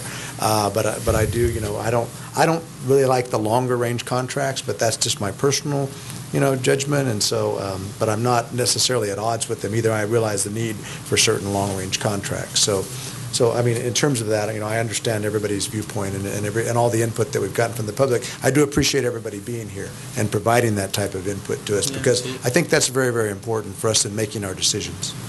I would like to make a motion, if I could. Yes, you may. I would like to make a motion considering the adoption of an amendment to the solid waste disposal and recycling franchise agreement to incorporate street sweeping services at a cost of $204,000 per year, an extension of the initial term of the agreement for a 10-year period. I second that motion. I have a motion and a second. And he thirds it. The only other thing I would like to say is that, generally speaking, I try to go along with city staff recommendations, and so in this case, I think I will proceed to do that. Okay, so we have a motion. Any discussion? Any other comment? If not, I'll call for the question. All those in favor? Aye. Those opposed? Motion carries. Good job. Thank you, everyone, for your patience.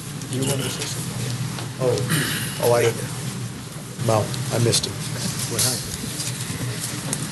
Randy wanted to say something. I didn't know. Okay. Randy don't need to say nothing. I didn't know he wanted to say anything. I didn't either. I asked. Yeah, you did. He should raise his hand. Yeah, or stood up. He's a big old tall guy. You stand up. Thank you. Okay. Bye-bye. Bye-bye. Thank you. Let these people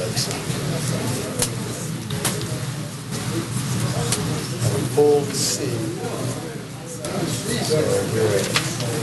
Okay, we're at item 4D. Review, because we pulled item 4C, so continued it. So 4D, review and possible action regarding business licensing policy in the city of Brawley. And Ruby.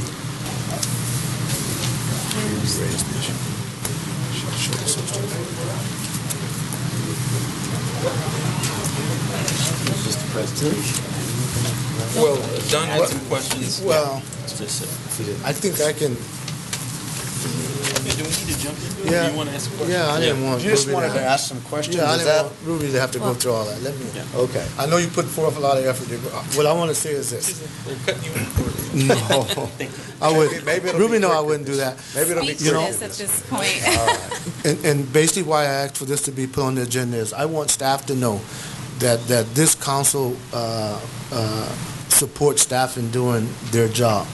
A lot of times there's just perceptions that things, decisions have been made from the past or past practice, as they may want to call it, or whatever. But if there's something going on out in the business sector, and by no means, or me or any council member up here telling staff to go out and just put people out of business, close their doors because they're struggling with a business license or whatever that may be. We expect for you guys to work with them, come back to the city manager, come back to this council. We're going to support you guys. But it just kind of ruffled me a little bit when I heard the thing of past practice. I don't think staff maybe meant it that way. I took it that way, and I'm going to be upfront. I've been here for a few years, and I haven't been approached by anyone asking for approval to leave someone in business without a license. And I want staff to know wholeheartedly that we support you guys to do your job. And when you go out and work with a business to try to help them with the license to stay in business, we're here to support that. That past practice thing is gone, as far as I'm concerned. Speaking for myself, I don't. I think you speak for all of us there, though, too. I mean, we're all interested in seeing people succeed here. And so I know that there are occasions where maybe somebody's operating without a business license, and those things do occur. But certainly we want you to work with those businesses to get up and make sure that they're operating legally here in the city of Brawley. So I agree with Don, and I don't think you're going to find disagreement within the city council. We're all interested in seeing people succeed here. And we're not saying you guys aren't doing your job, because you guys are doing everything you can to keep the business in business, and we appreciate that. But when it comes to a point to where if they're not doing what they need to do, and you guys feel that you need to put a little pressure on them, and then do that. But just keep us informed is all I'm asking. I do think there may be a need for us to look at the policies that we have currently. I don't think they've been updated in quite a few years, and there may be some need for us to review those. I don't think it's necessary for us to review those tonight. However, maybe the city could make some recommendations to us. I know that there are some of the policies that involve the police directly. There are some policies in place that we might want to designate another person to handle that type aspect, or at least the initial aspect of that. And there may be some updates that need to go on, because I think they may not have been updated in 20 or 30 years, something like that. So I think maybe we need to take a look at those, but I don't think it's necessary tonight. But I think it's something that we may want to look at based upon recommendations from city staff on those policies.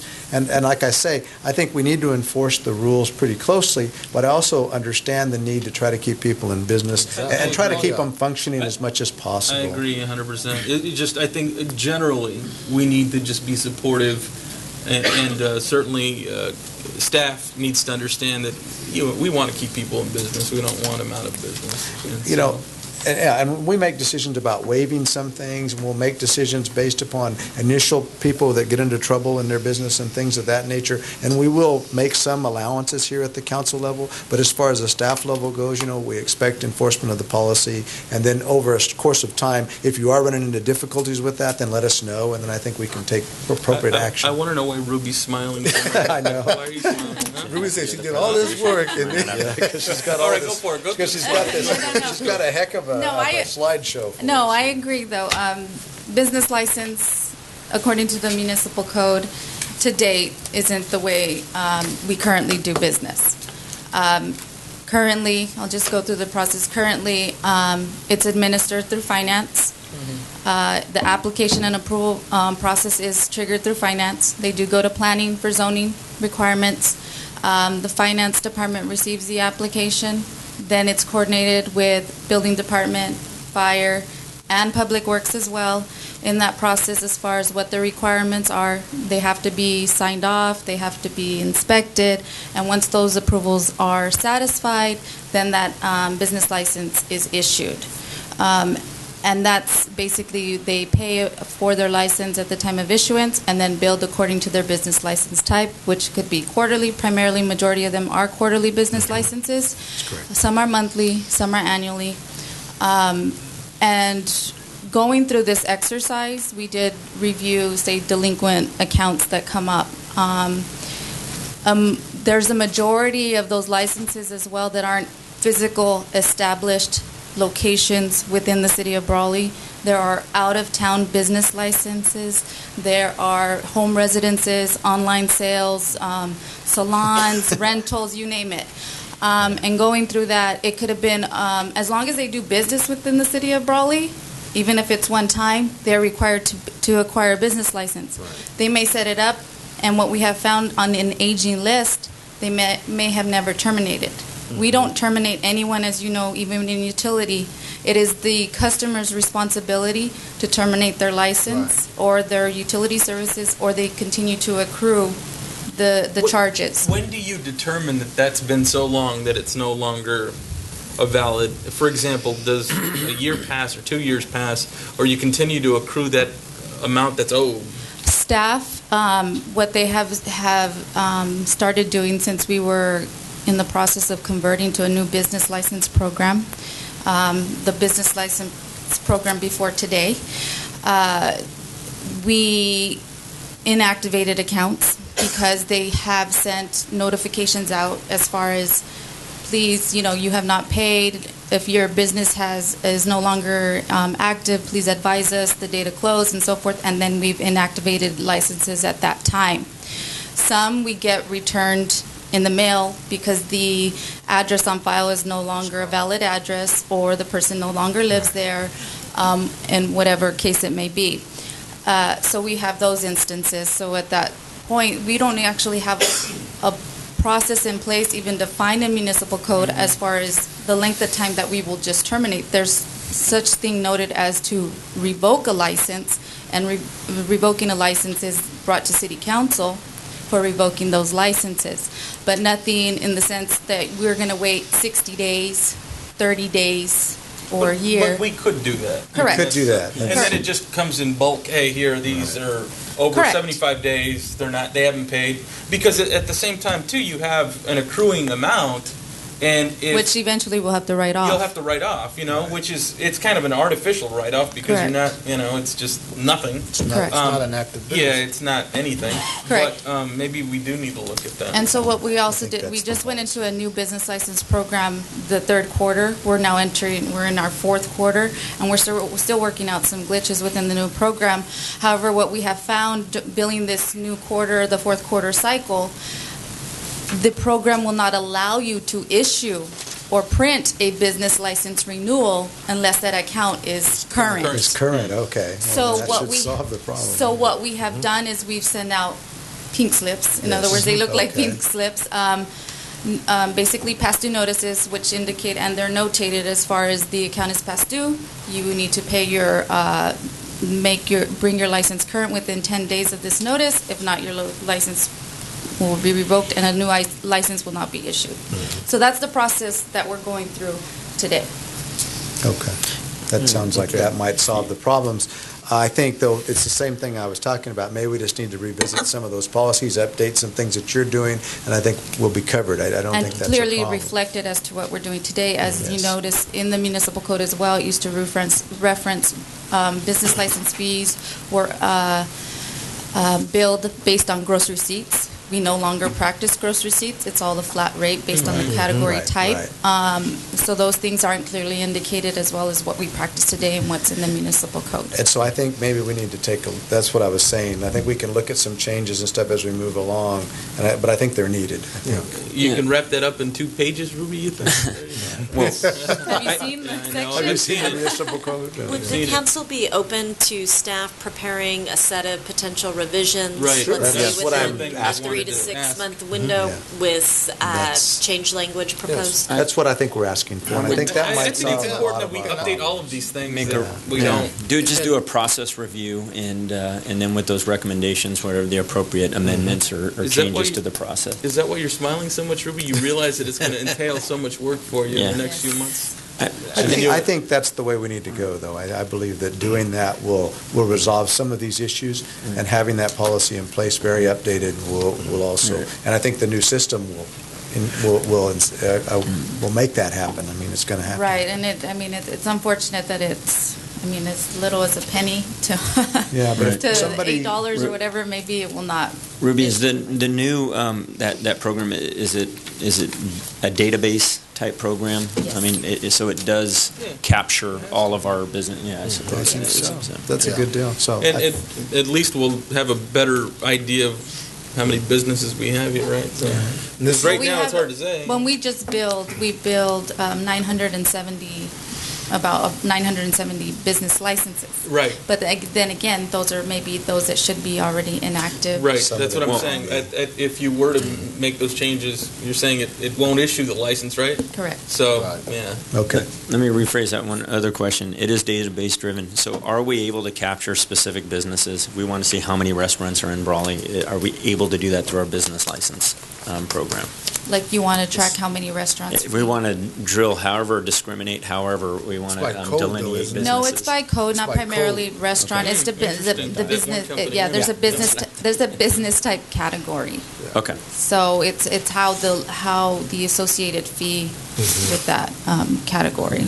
So it's not really set up as specifically a restaurant or a beauty salon, Okay. or because there could be a beauty salon, but there could be someone that has their license as well that they do cosmetology or something, which would fall within that group. Or surgery. Excuse me? Or surgery. Yeah, Right. ultrasound techs. I've There you seen go. that. Yeah. I mean, they're licensed within if they're traveling, if There they're you a contracted ultrasound tech or something. I've seen that as Palm well. reader. Yeah. Okay. Very You'd be good. Are we, surprised. okay, so we've kind of given staff direction. I think that's all we need to do tonight. I think you have what you need to do. Twofold thing. That way you know that we're here to support you guys. Thank you for on your that. presentation. That was nice. Yes, thank you very much. We'll take a 2-minute break. I've been requested to give a 2-minute break, and so that's what we'll do. Well, I think we should be able to start this right now. So let's go to 5 departmental reports. Monthly staffing report for October 2013, Shirley Bonias, Personnel and Risk Management. There you are. All right. There I am, sir. Go for it. Good evening, Honorable Mayor, council members. In front of you on page 76 of your agenda packet is this month's staffing report. Items to note are the fire marshal the recruitment has ended. I'm in the middle of a rubric to the chief for review. We will be testing hopefully by the end of the month and starting that process as well. Lab analyst did not yield a significant applicant pool, so I have reopened that position. I am going to be working with Public Works and Mr. Morales so we can target IBC and see if we can get some applicants that way. To also note is the police department still has the 3 officers down, and as far as vacancies, and with the impending grant, that would make it 5, and just recently the police department received yet another resignation. So backgrounds, we have 4 candidates in backgrounds, and interviews are scheduled for October 22nd or 23rd. We have a few candidates, we have applications to review and to interview. When you say police officer down, people I know, go a I little know. bit crazy. Wrong So term, so the chief had a look on his face. Did he not jump up and about it? Okay. I'm so sorry. Officer vacancies. Officer vacancies. Thank you, sir. Any questions? Anybody have any questions for Shirley? I don't need to know the specifics, but just, are we still losing officers to bigger agencies, or is that part of it? Attrition, it could be yes, no? I would say that is correct. Is that right, Chief? Yes. Oh, there you are. Okay. Yeah, it's going to say, this is a natural rotation that takes place in our department. It has since my hiring 10 years ago. But the number is getting smaller. It used to really be about 25% of our staff was doing this, and we're down to, I think it's less than 10. So people come out, get the opportunity to serve for a couple of years, and then go back home to their families. So we've been fortunate enough to retain some really good officers over the years. But it sounds like we're going to have to do some recruitment here Yes. really quickly. Yeah, we're actively and recruiting try to get actually this. out of the academies. We've put some effort into that. So. All right. Okay. Thank you. Any other questions? Any other questions? Okay. Thank you very much. Okay, 5B, update on status of roadway improvement projects. Yasmin Arellano, Public Works Director. Hi, good evening, Honorable Mayor, Council members, Yasmin Arellano, Public Works Director. And I'm trying... Middle one. It's up this one. Yes, ma'am. This one? Thank you very much. Thank you. Any glasses? Yes. Okay, the projects that are active, roadway projects that are active right now are Riverway, North and Southeastern Avenue, Street Rehabilitation Phase 9, A Street Phase 1, Pano Street Phase 2, and Highway 86 Pano Street signalization intersection. And I'm going to be describing each one of these. All right. I apologize. You know what I was... I'm used to PowerPoint, not to PowerPoint. Oh, it's the same way, huh? PowerPoint, PDF. Interesting. Okay. It went to the last. Okay, there we go. Riverway was recently completed. The limits were from First Street to Western Avenue. Beautiful. Thank you very much. The project scope involved the installation of curb and gutter, ADA pedestrian improvements, and the conventional asphalt rehabilitation. The reason why I say conventional, because you're going to see the difference in projects. We're going to have some rubberized and some conventional. In this case, it was conventional. We have the before and after picture. And this project was funded by the STIP, by the State Transportation Improvement Program, and it was in the amount of $200,000, federally funded with a 11.47% local match. I don't think. You can't see. Oh. The other ones. Oh, I thought we were right. Yeah. Okay.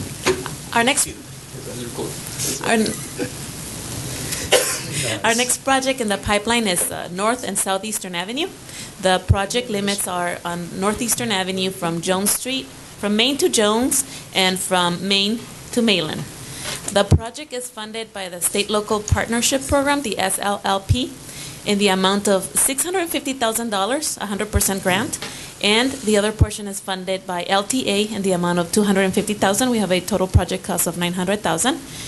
Construction is projected to start next week and completion by March of 2014. Construction is going to go out much faster. However, we have 180 days in the contract. So that's North and Southeastern Avenue. It is noted that we do have school district coordination occurring on Eastern Avenue in light of all the traffic that's regularly in the area, and we're hoping for drivers and pedestrians' cooperation. Okay, the Street Rehabilitation Phase 9, that's our LTA project. We're scheduled to open bids on October the 10th and a council award on the 15th or November the 5th, depending on the documentation obtained during bid opening. Our project startup is projected for November and completion March 2014 or sooner than that. We have 180 days in the contract, and the project is funded by a 100% LTA. Okay. And we have a chart. It would be the streets in red, which pretty much covers the Ridge Park area, the older Parkside area, which is the south side of Parkside. We have Imperial Avenue from Plaza all the way to city limits, to Dump Road. And we also have the Bernardo Padilla subdivision and a piece of 5th Street. Our next project would be A Street Phase 1. This project is also federally funded. We call it Phase 1 because it's only from Western Avenue to Imperial Avenue. We're scheduled to open bids on October the 10th. with also a potential council award on the 15th or November the 5th, depending on documentation obtained. Our project startup is going to be November with a completion on January of 2014. We have about 45 days on this project. And our project funding comes from the Regional Surface Transportation Program at the 88.53% rate with an 11.47% local match out of the LTA. Jasmine, Yes, I have sir. a question.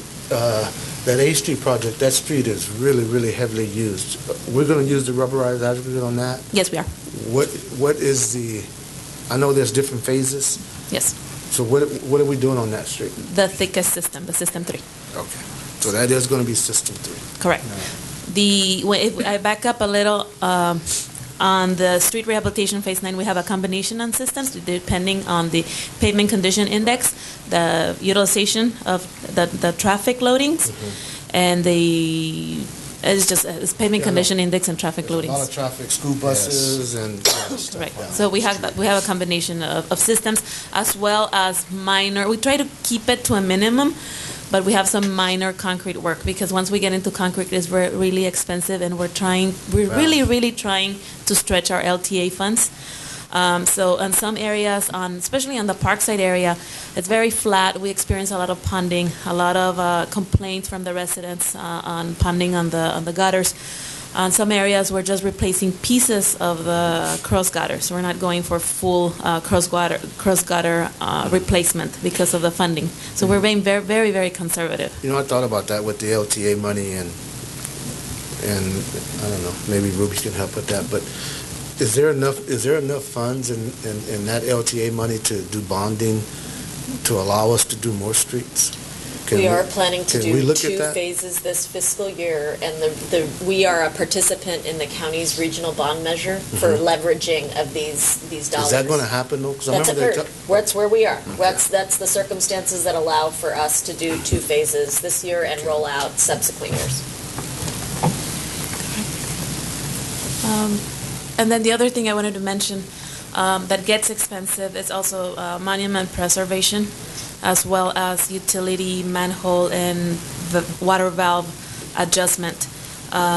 We have about 200 adjustments on this project. So as I said, we're really, really, really trying to be conservative, and we're trying our best so that we can do as many streets as we can.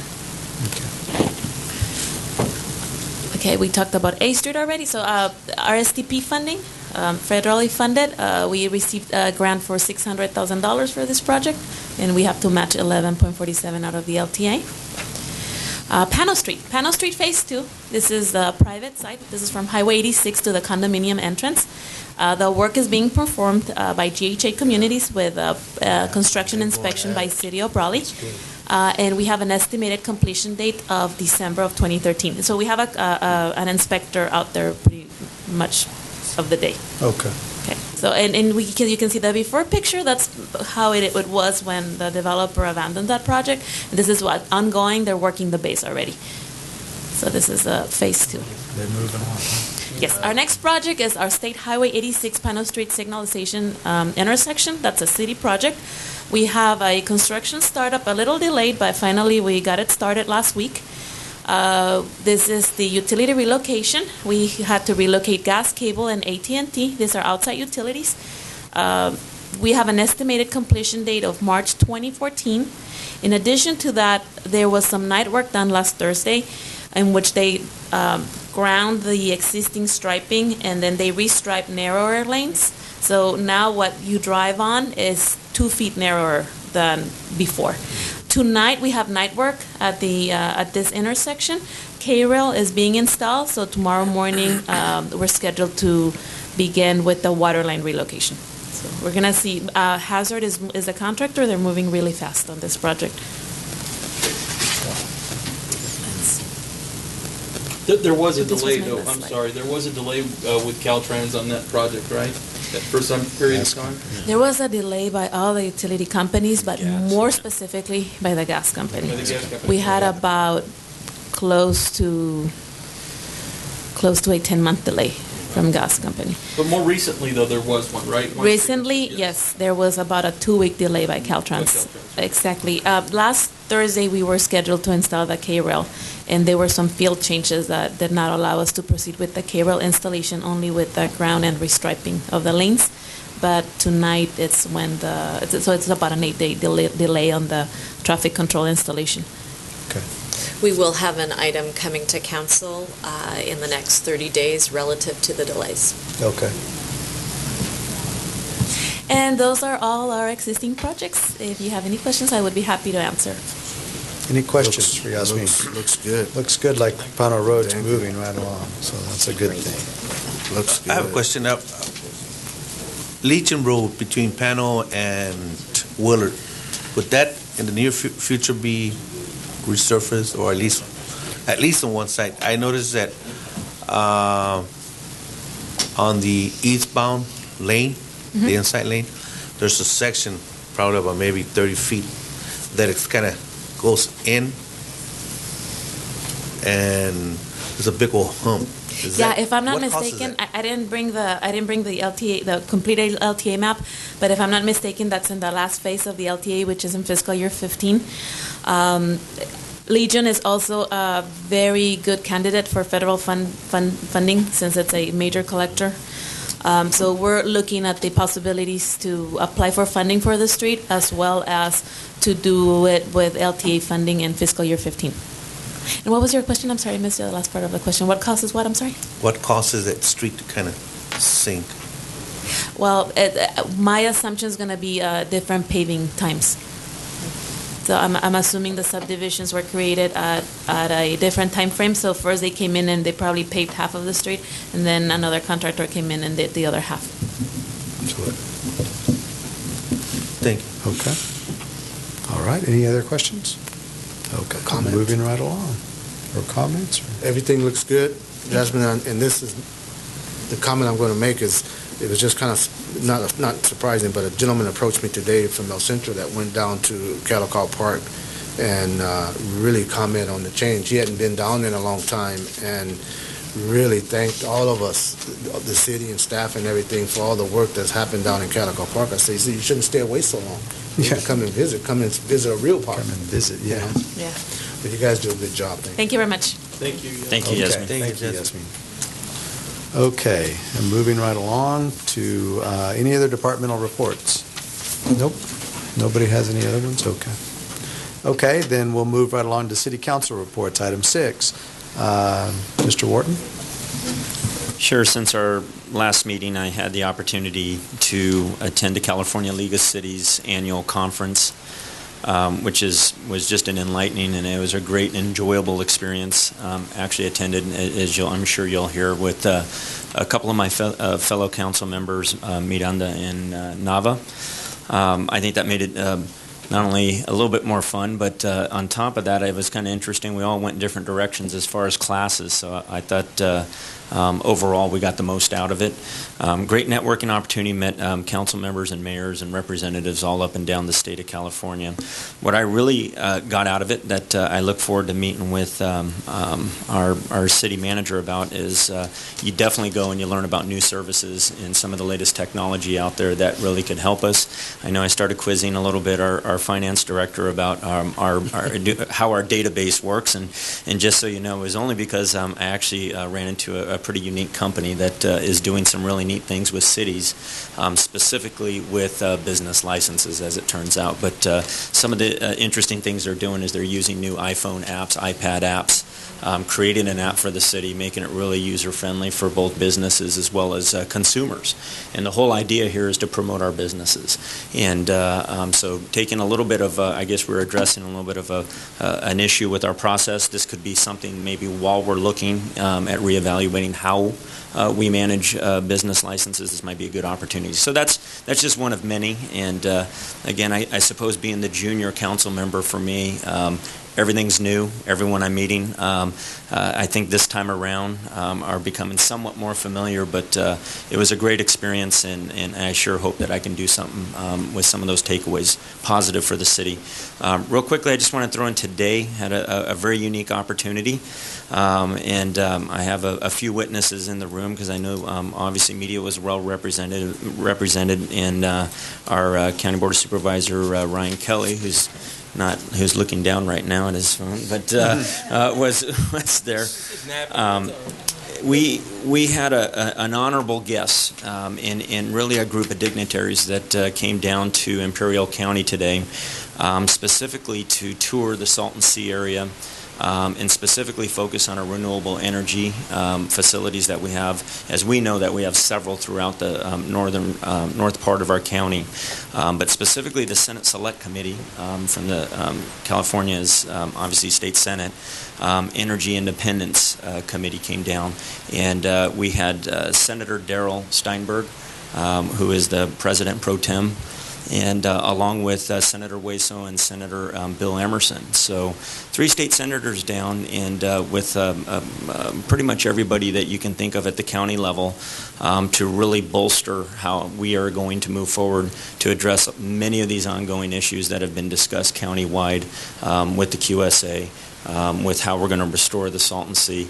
But as important, what I was really enlightened by and being part of this was really stimulating economic growth and harnessing what the valley's already harnessing with renewable energy. But what I would personally like to do in working with my fellow council members and working with staff is really see how our city of Brawley, can really take advantage and leverage a lot of this economic growth that's slated for the next 10, 15, 20 years. So it was just a great opportunity. I'll cut myself off there, and I sure hope to bring up some other updates that come out of this tour that took place today. Thank you. Good deal. Thank you for that. Was able to attend the California League of Cities with my fellow council members as well. I would like to thank Richard Hardman with Townsend Public Affairs. We were able to meet with him briefly at a reception that they had for not only us but other cities that they represent. And they were our partners in securing 2 school resource officers through the COPS grant. They helped guide us in that process, and I believe we received somewhere in the realm of $425,000 in that grant. So I would like to thank them publicly for their assistance. The heavy work was done here in the city by staff, and I appreciate that very much. But certainly it takes their knowing who to contact and gathering congressional support for those grants for us to take advantage of. So again, thanks to Richard Hardman and everyone at Townsend Public Affairs. It was, in fact, during that conversation, we met, both Donnie and I met Art Brown and Fred Smith, who are council members with Buena Park. And, you have your name badge on. And so Fred Smith, the first thing he says to me, he says, Brawley, he's like, I passed out there once, and I said, you're probably not the only one, and so, but he said, no, I passed out from the heat, so I guess he came down here and he had worked. And I said, well, me too, I guess, right? But it was interesting to meet Fred and Art. Art had said that he'd worked in Hopeville for a period of time at it was a sanitarium. He ended up in law enforcement, right? He ended up in law enforcement, but it's interesting. You get to hear the challenges that they face, and we met, I believe it was a police chief and some others. So a lot of the conversations that you have during the California League of Cities are in the hallways and those sorts of things.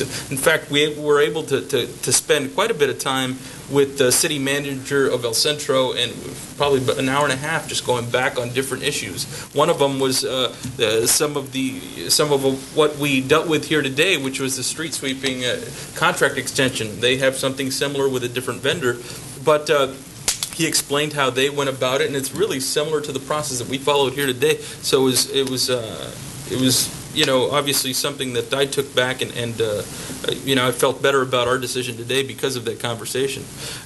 Able to attend the Hidalgo Society. They had a concert recently, and was able to attend that. Attended Rotary, and we had our interim chief, Mr. Brett Hauser, present at Rotary, and he did a fantastic job, so thank you very much, Mr. Hauser.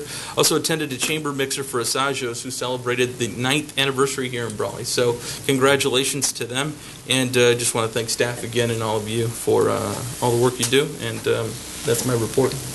Very good. It's been pretty quiet. I'm getting ready to go back to SCAG on Thursday. Man, it seems like I spent a lot of time in LA going up to SCAG, and those are very interesting meetings. I really enjoy that, and I hate to leave on a note like this, but the I'm a little disappointed in the event that took place with the city and the AT&T tower and all that business. And the only reason I say that is because I don't think as a collective group, as staff, as council, as the citizens, we never, well, at least I didn't. I never got a chance to participate in the plan to see what that would look like and look at all the different options and then go to the community and speak with them and look and see kind of what their ideas was. For some reason, that whole thing got twisted, the cart before the horse or whatever, and before you know it, we were portrayed to be a group that was trying to do something that wasn't reasonable, I guess, if I can put it that way, from reading the paper. And I can understand the community having concerns about what goes on in their community, in their parks and all that, but I think it would have been nice if we could have gotten together and looked at all the different options and everything to be presented to the community before that got out that way. I wasn't real happy with the way that came out in the paper. Because by no means am I, as a council member, want to go to any park in our city and just plop up a tower or whatever it may be, because there's some nice towers out there. There's some nice stuff out there that you can do things like that. There was some revenue that could have been generated from that could have sponsored stages and all of that. And we lost that. We lost that because of the way things were handled. And it's just, to me, I'm really disappointed in that. I agree. I think, there was a potential opportunity that we missed out on. Unfortunately, it's not going to come before us. And, I'd rather look forward than back. But I agree with you in your sentiment. And I just don't necessarily understand how that process worked in reverse. But it never reached council for consideration. And so, I'm disappointed as well. And, I read the article this morning and I wasn't very happy with it. So, but I agree. That's all I have. May God continue to bless you guys and your families. Thank you. Okay. Mayor Pro Tem? Also, along with Councilman Warren and Nava, I participated at the League of Cities in Sacramento, and I was the voting delegate. Fortunate I was able to sit with some folks, little to know that 3 ladies are former Brawleyites. And they were shocked at Brawley. I went to school to Brawley. I graduated from Brawley High. One was a mayor, Mayor Pro Tem, and councilwoman, along with a classmate, Tony Barrera, class 76, who is councilman for District 1 in Salinas. We were all voting delegates. One important issue that is happening in California is that there's a resolution being called upon the governor and legislature to approve a $35 billion bond measure, bond, for conservation of water. And one of the concerns were that, well, who's gonna benefit from it? And there's a particularly interest that because of the drought in Central California, they wanted to build a big dam to restore water, like a big giant reservoir. So they're concerned, well, that's not fair, because we have to put up the bill, and what are we going to benefit? So it kind of died. There was no voting on that. I had to leave because my plane, I had to fly back at 3 o'clock. Ended up flying back from Sacramento at 6 o'clock in the afternoon. There was a delay. But it didn't pass. It was sent back to the League of Cities for more information, and I believe it's going to be presented to local League of Cities, like in our case, San Diego and Imperial County, and so on throughout the state. On Thursday, and actually Wednesday and Thursday, the 25th and 26th, I participated in the Brawley High School. They had a sort of like a forum for the students that are in civic and history. They wanted to know information as far as what's the responsibility, what's the goal of a council individual. And Mayor Koshman and myself attended, and we were there for a whole period of the class. They were very interested, a lot of potential youngsters that want to participate and hopefully one day run for council member. And that's basically what I have. I also attended a conference that Mr. Nava was there. And that's basically all I have to report.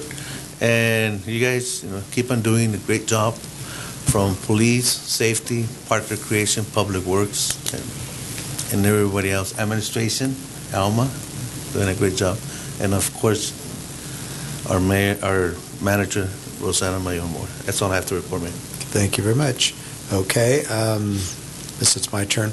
I just wanted to mention, I did mention this to the city manager when I first came in. There's some street light issues on B Street, and the city staff's going to look into that. I just wanted to make sure that, I said I would mention it in the meeting, and I just wanted to mention that they're going to be looking at that and try to resolve that issue. I think the storm did some damage, and it's going to take a while to get that fixed. The residents are a little concerned, and so I did mention it, and you're going to follow up, and that's fine. There's probably no more need to look at that. I would like to know timeframes, but that's all. We can send out an update with regard to the scheduled work order. That sounds Get it out fine. to you later this week. Okay. I attended the Welcome Back Teachers Dinner. Pretty well attended event. It was a lot of fun. I did attend that with Dawn. I attended. We both attended that while you guys, I think, were out of town during that time They were in period. Sacramento. They were in Sacramento, other business. And so we did represent the city at the Welcome Back Teachers Dinner. Good dinner. I thought the teachers enjoyed it, those that were in attendance. And they had a lot of support, I think, out there for that event.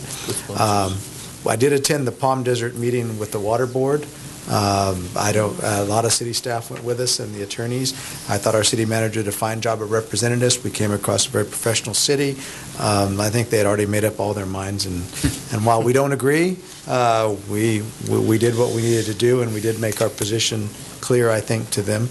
And so we'll put that behind us, and we'll move forward from there on that issue. Brett Hauser did attend the Rotary meeting and gave a nice presentation regarding school, shook up the Rotary members a lot. You could see it in their faces, and I thought it was an excellent presentation, but did make them aware of some new ideas about school safety and some new things that we're doing here in Brawley regarding school safety, and I thought it went over very well, and I think they were very impressed, and thank you very much for that presentation. It's always neat to see city and staff go out and do those kinds of presentations. It also makes them well-known in the community. They asked Brett a lot of questions, and so it was a great presentation. I did attend the Brawley High School Forum with Miguel. We had a lot of students, probably 50 or 60 in the room each time, probably more than that, maybe 100 or over 100 students, over a two-day period. They asked us a lot of questions about Brawley, government, city, a little bit of everything related to being a city council person. We did get a little bit into the pay levels, how much we're paid here, how rich we're going to get, and we did talk a little bit about that with them. And then they wanted to know the most pressing issues, the most simple issues that we have, and some of the things that we're doing for youth here in Brawley. And I thought that was really good. And they're very concerned about skate park activities. They're concerned about a lot of different things. Many of them want to be police and fire, and they had some questions about that. So there's a variety of career issues that we discussed with them. And so I think that's a good thing. And they're very interested in the political process. They don't know a lot about the political process. And I think that's very clear. And I think we find that to be true with high school students. So that was a very interesting thing. And I did enjoy doing that for the Brawley Union High School classes over there. And with that, I'm finished with my report, unless there's anything else. And we'll move on to City Manager's report. Students are taking career advice from these guys. Yeah, think about that. Those poor students are taking career advice from the two of you. I know. That's rough. Hey, I think we're doing okay. I'm kidding. You know that. All right. Maybe not Miguel, but I'm. All right, Sam. All right, I'll get paid back, I know. All right, go ahead. Just wanted to offer a quick reminder that this Saturday we do have a country western concert taking place at Kettle Call Park. Gates open at 3 p.m. And all comers are welcome. We've got, I think, many of our departments involved in the pre-planning, and we wish the Lofton Foundation success. Put your boots on. How much? Yeah, that's right. Get cattle called them. And that's all I have. Okay. Treasurer's report. Nothing at There he this is. time, but there will be some updates on our finances at the next meeting. Okay, thank you very much, Jim. City Attorney's report. I have nothing to report. Okay. City Clerk's report. Nothing to report. Nothing to report. Okay. Okay, with that, we'll go to item 11. Oh, excuse me. Go ahead. Come. Whoa. I know I was late. Feel free. Supervisor in the house. You have it on your hand? He's looking down at his hand. Well, All right, I was go trying to write it on my phone, but Donnie said I had my head down. What are you talking about? So Ryan Kelly, 448 Russell Road. Mr. Mayor, council members, staff. Wanted to let you know, Miguel, you mentioned about the water bond. $26 billion was what originally I'd heard, maybe up to $35 billion. It's about water transfer from the Delta that will come down to Southern California. Yes. There is no further water storage created in this water bond. There's no dams being built. There's no. In fact, it's more of a take from the north and give to the south, but make everyone pay for it. So that water bond, 16 million of it, or 16 billion of it, would be applied across all the rate users across the state. The other part would be paid for by the water districts. That's the way it's being presented now, and it would be on the ballot next year if it's going to go anywhere. The Salt and Sea Authority has been vested now. The governor signed AB 71. So there is no special task force or legislative council for the Salt and Sea. The Salt and Sea Authority now fills that role by legislation. Donnie mentioned the tour today. We had a very good walk and talk. We missed actually going to the Salt and Sea because we ran out of time with seeing Hudson Ranch and Sun Peak Solar. But it was a good opportunity to be able to talk to Senator Steinberg and WESO and their staff to be able to bring that focus into the idea of creating energy in California for California that is renewable. And then last week I spoke with the Chancellor's office in Sacramento. I spoke with one of the vice presidents and the press secretary for the CSU system about Cal Poly Brawley. Wow. And they gave me a list of all the things that needed to take place. They had already called Cal Poly San Luis Obispo thinking I had already spoken to them and convinced them. But no, they confirmed that I had not convinced them. But during our conversation, we spoke with SDSU, and SDSU will have some follow-up conversations. We're going to have a group locally that will get together and talk about the trust land that was dedicated towards a university and SDSU's future engagement and what they're going to do. I expressed this to the Chancellor's office and to the Assembly Speaker Perez's office. I spoke with his Chief of Staff and one of his education guys. The idea is that we want to have a trade and vocational education center, still bricks and mortar. As higher education is changing, it's much more accessible without having to be in the classroom. Vocational education is not going to change. You're going to have the ability to be able to know how to move valves, apply a tool, and see the physical landscape before you to make those things. So look forward to seeing an invite for a group meeting up here in Brawley talking about how we can move forward from that one. And then okay. You did mention some damage that occurred from the rains and the winds. There was a local emergency that was proclaimed in the county. So if you do have significant damage, do make a claim. I know the IAD, the Salt and Community Services District, and Hopeville paid claims. So if you have that, it's still open. Okay. And also, Ruby, if any of those business license issues, council members involved, blame it on me. I'm not sitting up there anymore. There you go. Mr. Kelly, I think you're responsible for setting the next Sunday coffee break, so I think you need to start working on that. Tea time already at the library? You're in charge. Tea time, almost. Right? We've been waiting for that call for like 2 months, but yeah. Thank you for the update. Yes, thank you for the update. Yes, Ms. Noriega. Helen Noriega, 940 Ivy Street. Mayor and Councilman, what I have to say is thank you to Jasmine. I called her this morning. I told her there was a tree that was down on the corner of D and 7th. And I said, knowing how our students drive, they will drive over the trees. And I don't think the parents would really like it because the vehicles would not be working very well. But that tree had been there for a month, at least from the last bad weather we had. But I just wanted to let you know that they got on it. And today it's not there anymore, this afternoon. Okay, so thank you. Thank you. Very good. Okay, now we'll go to item 11, which is our closed session. Thank you all for being here tonight.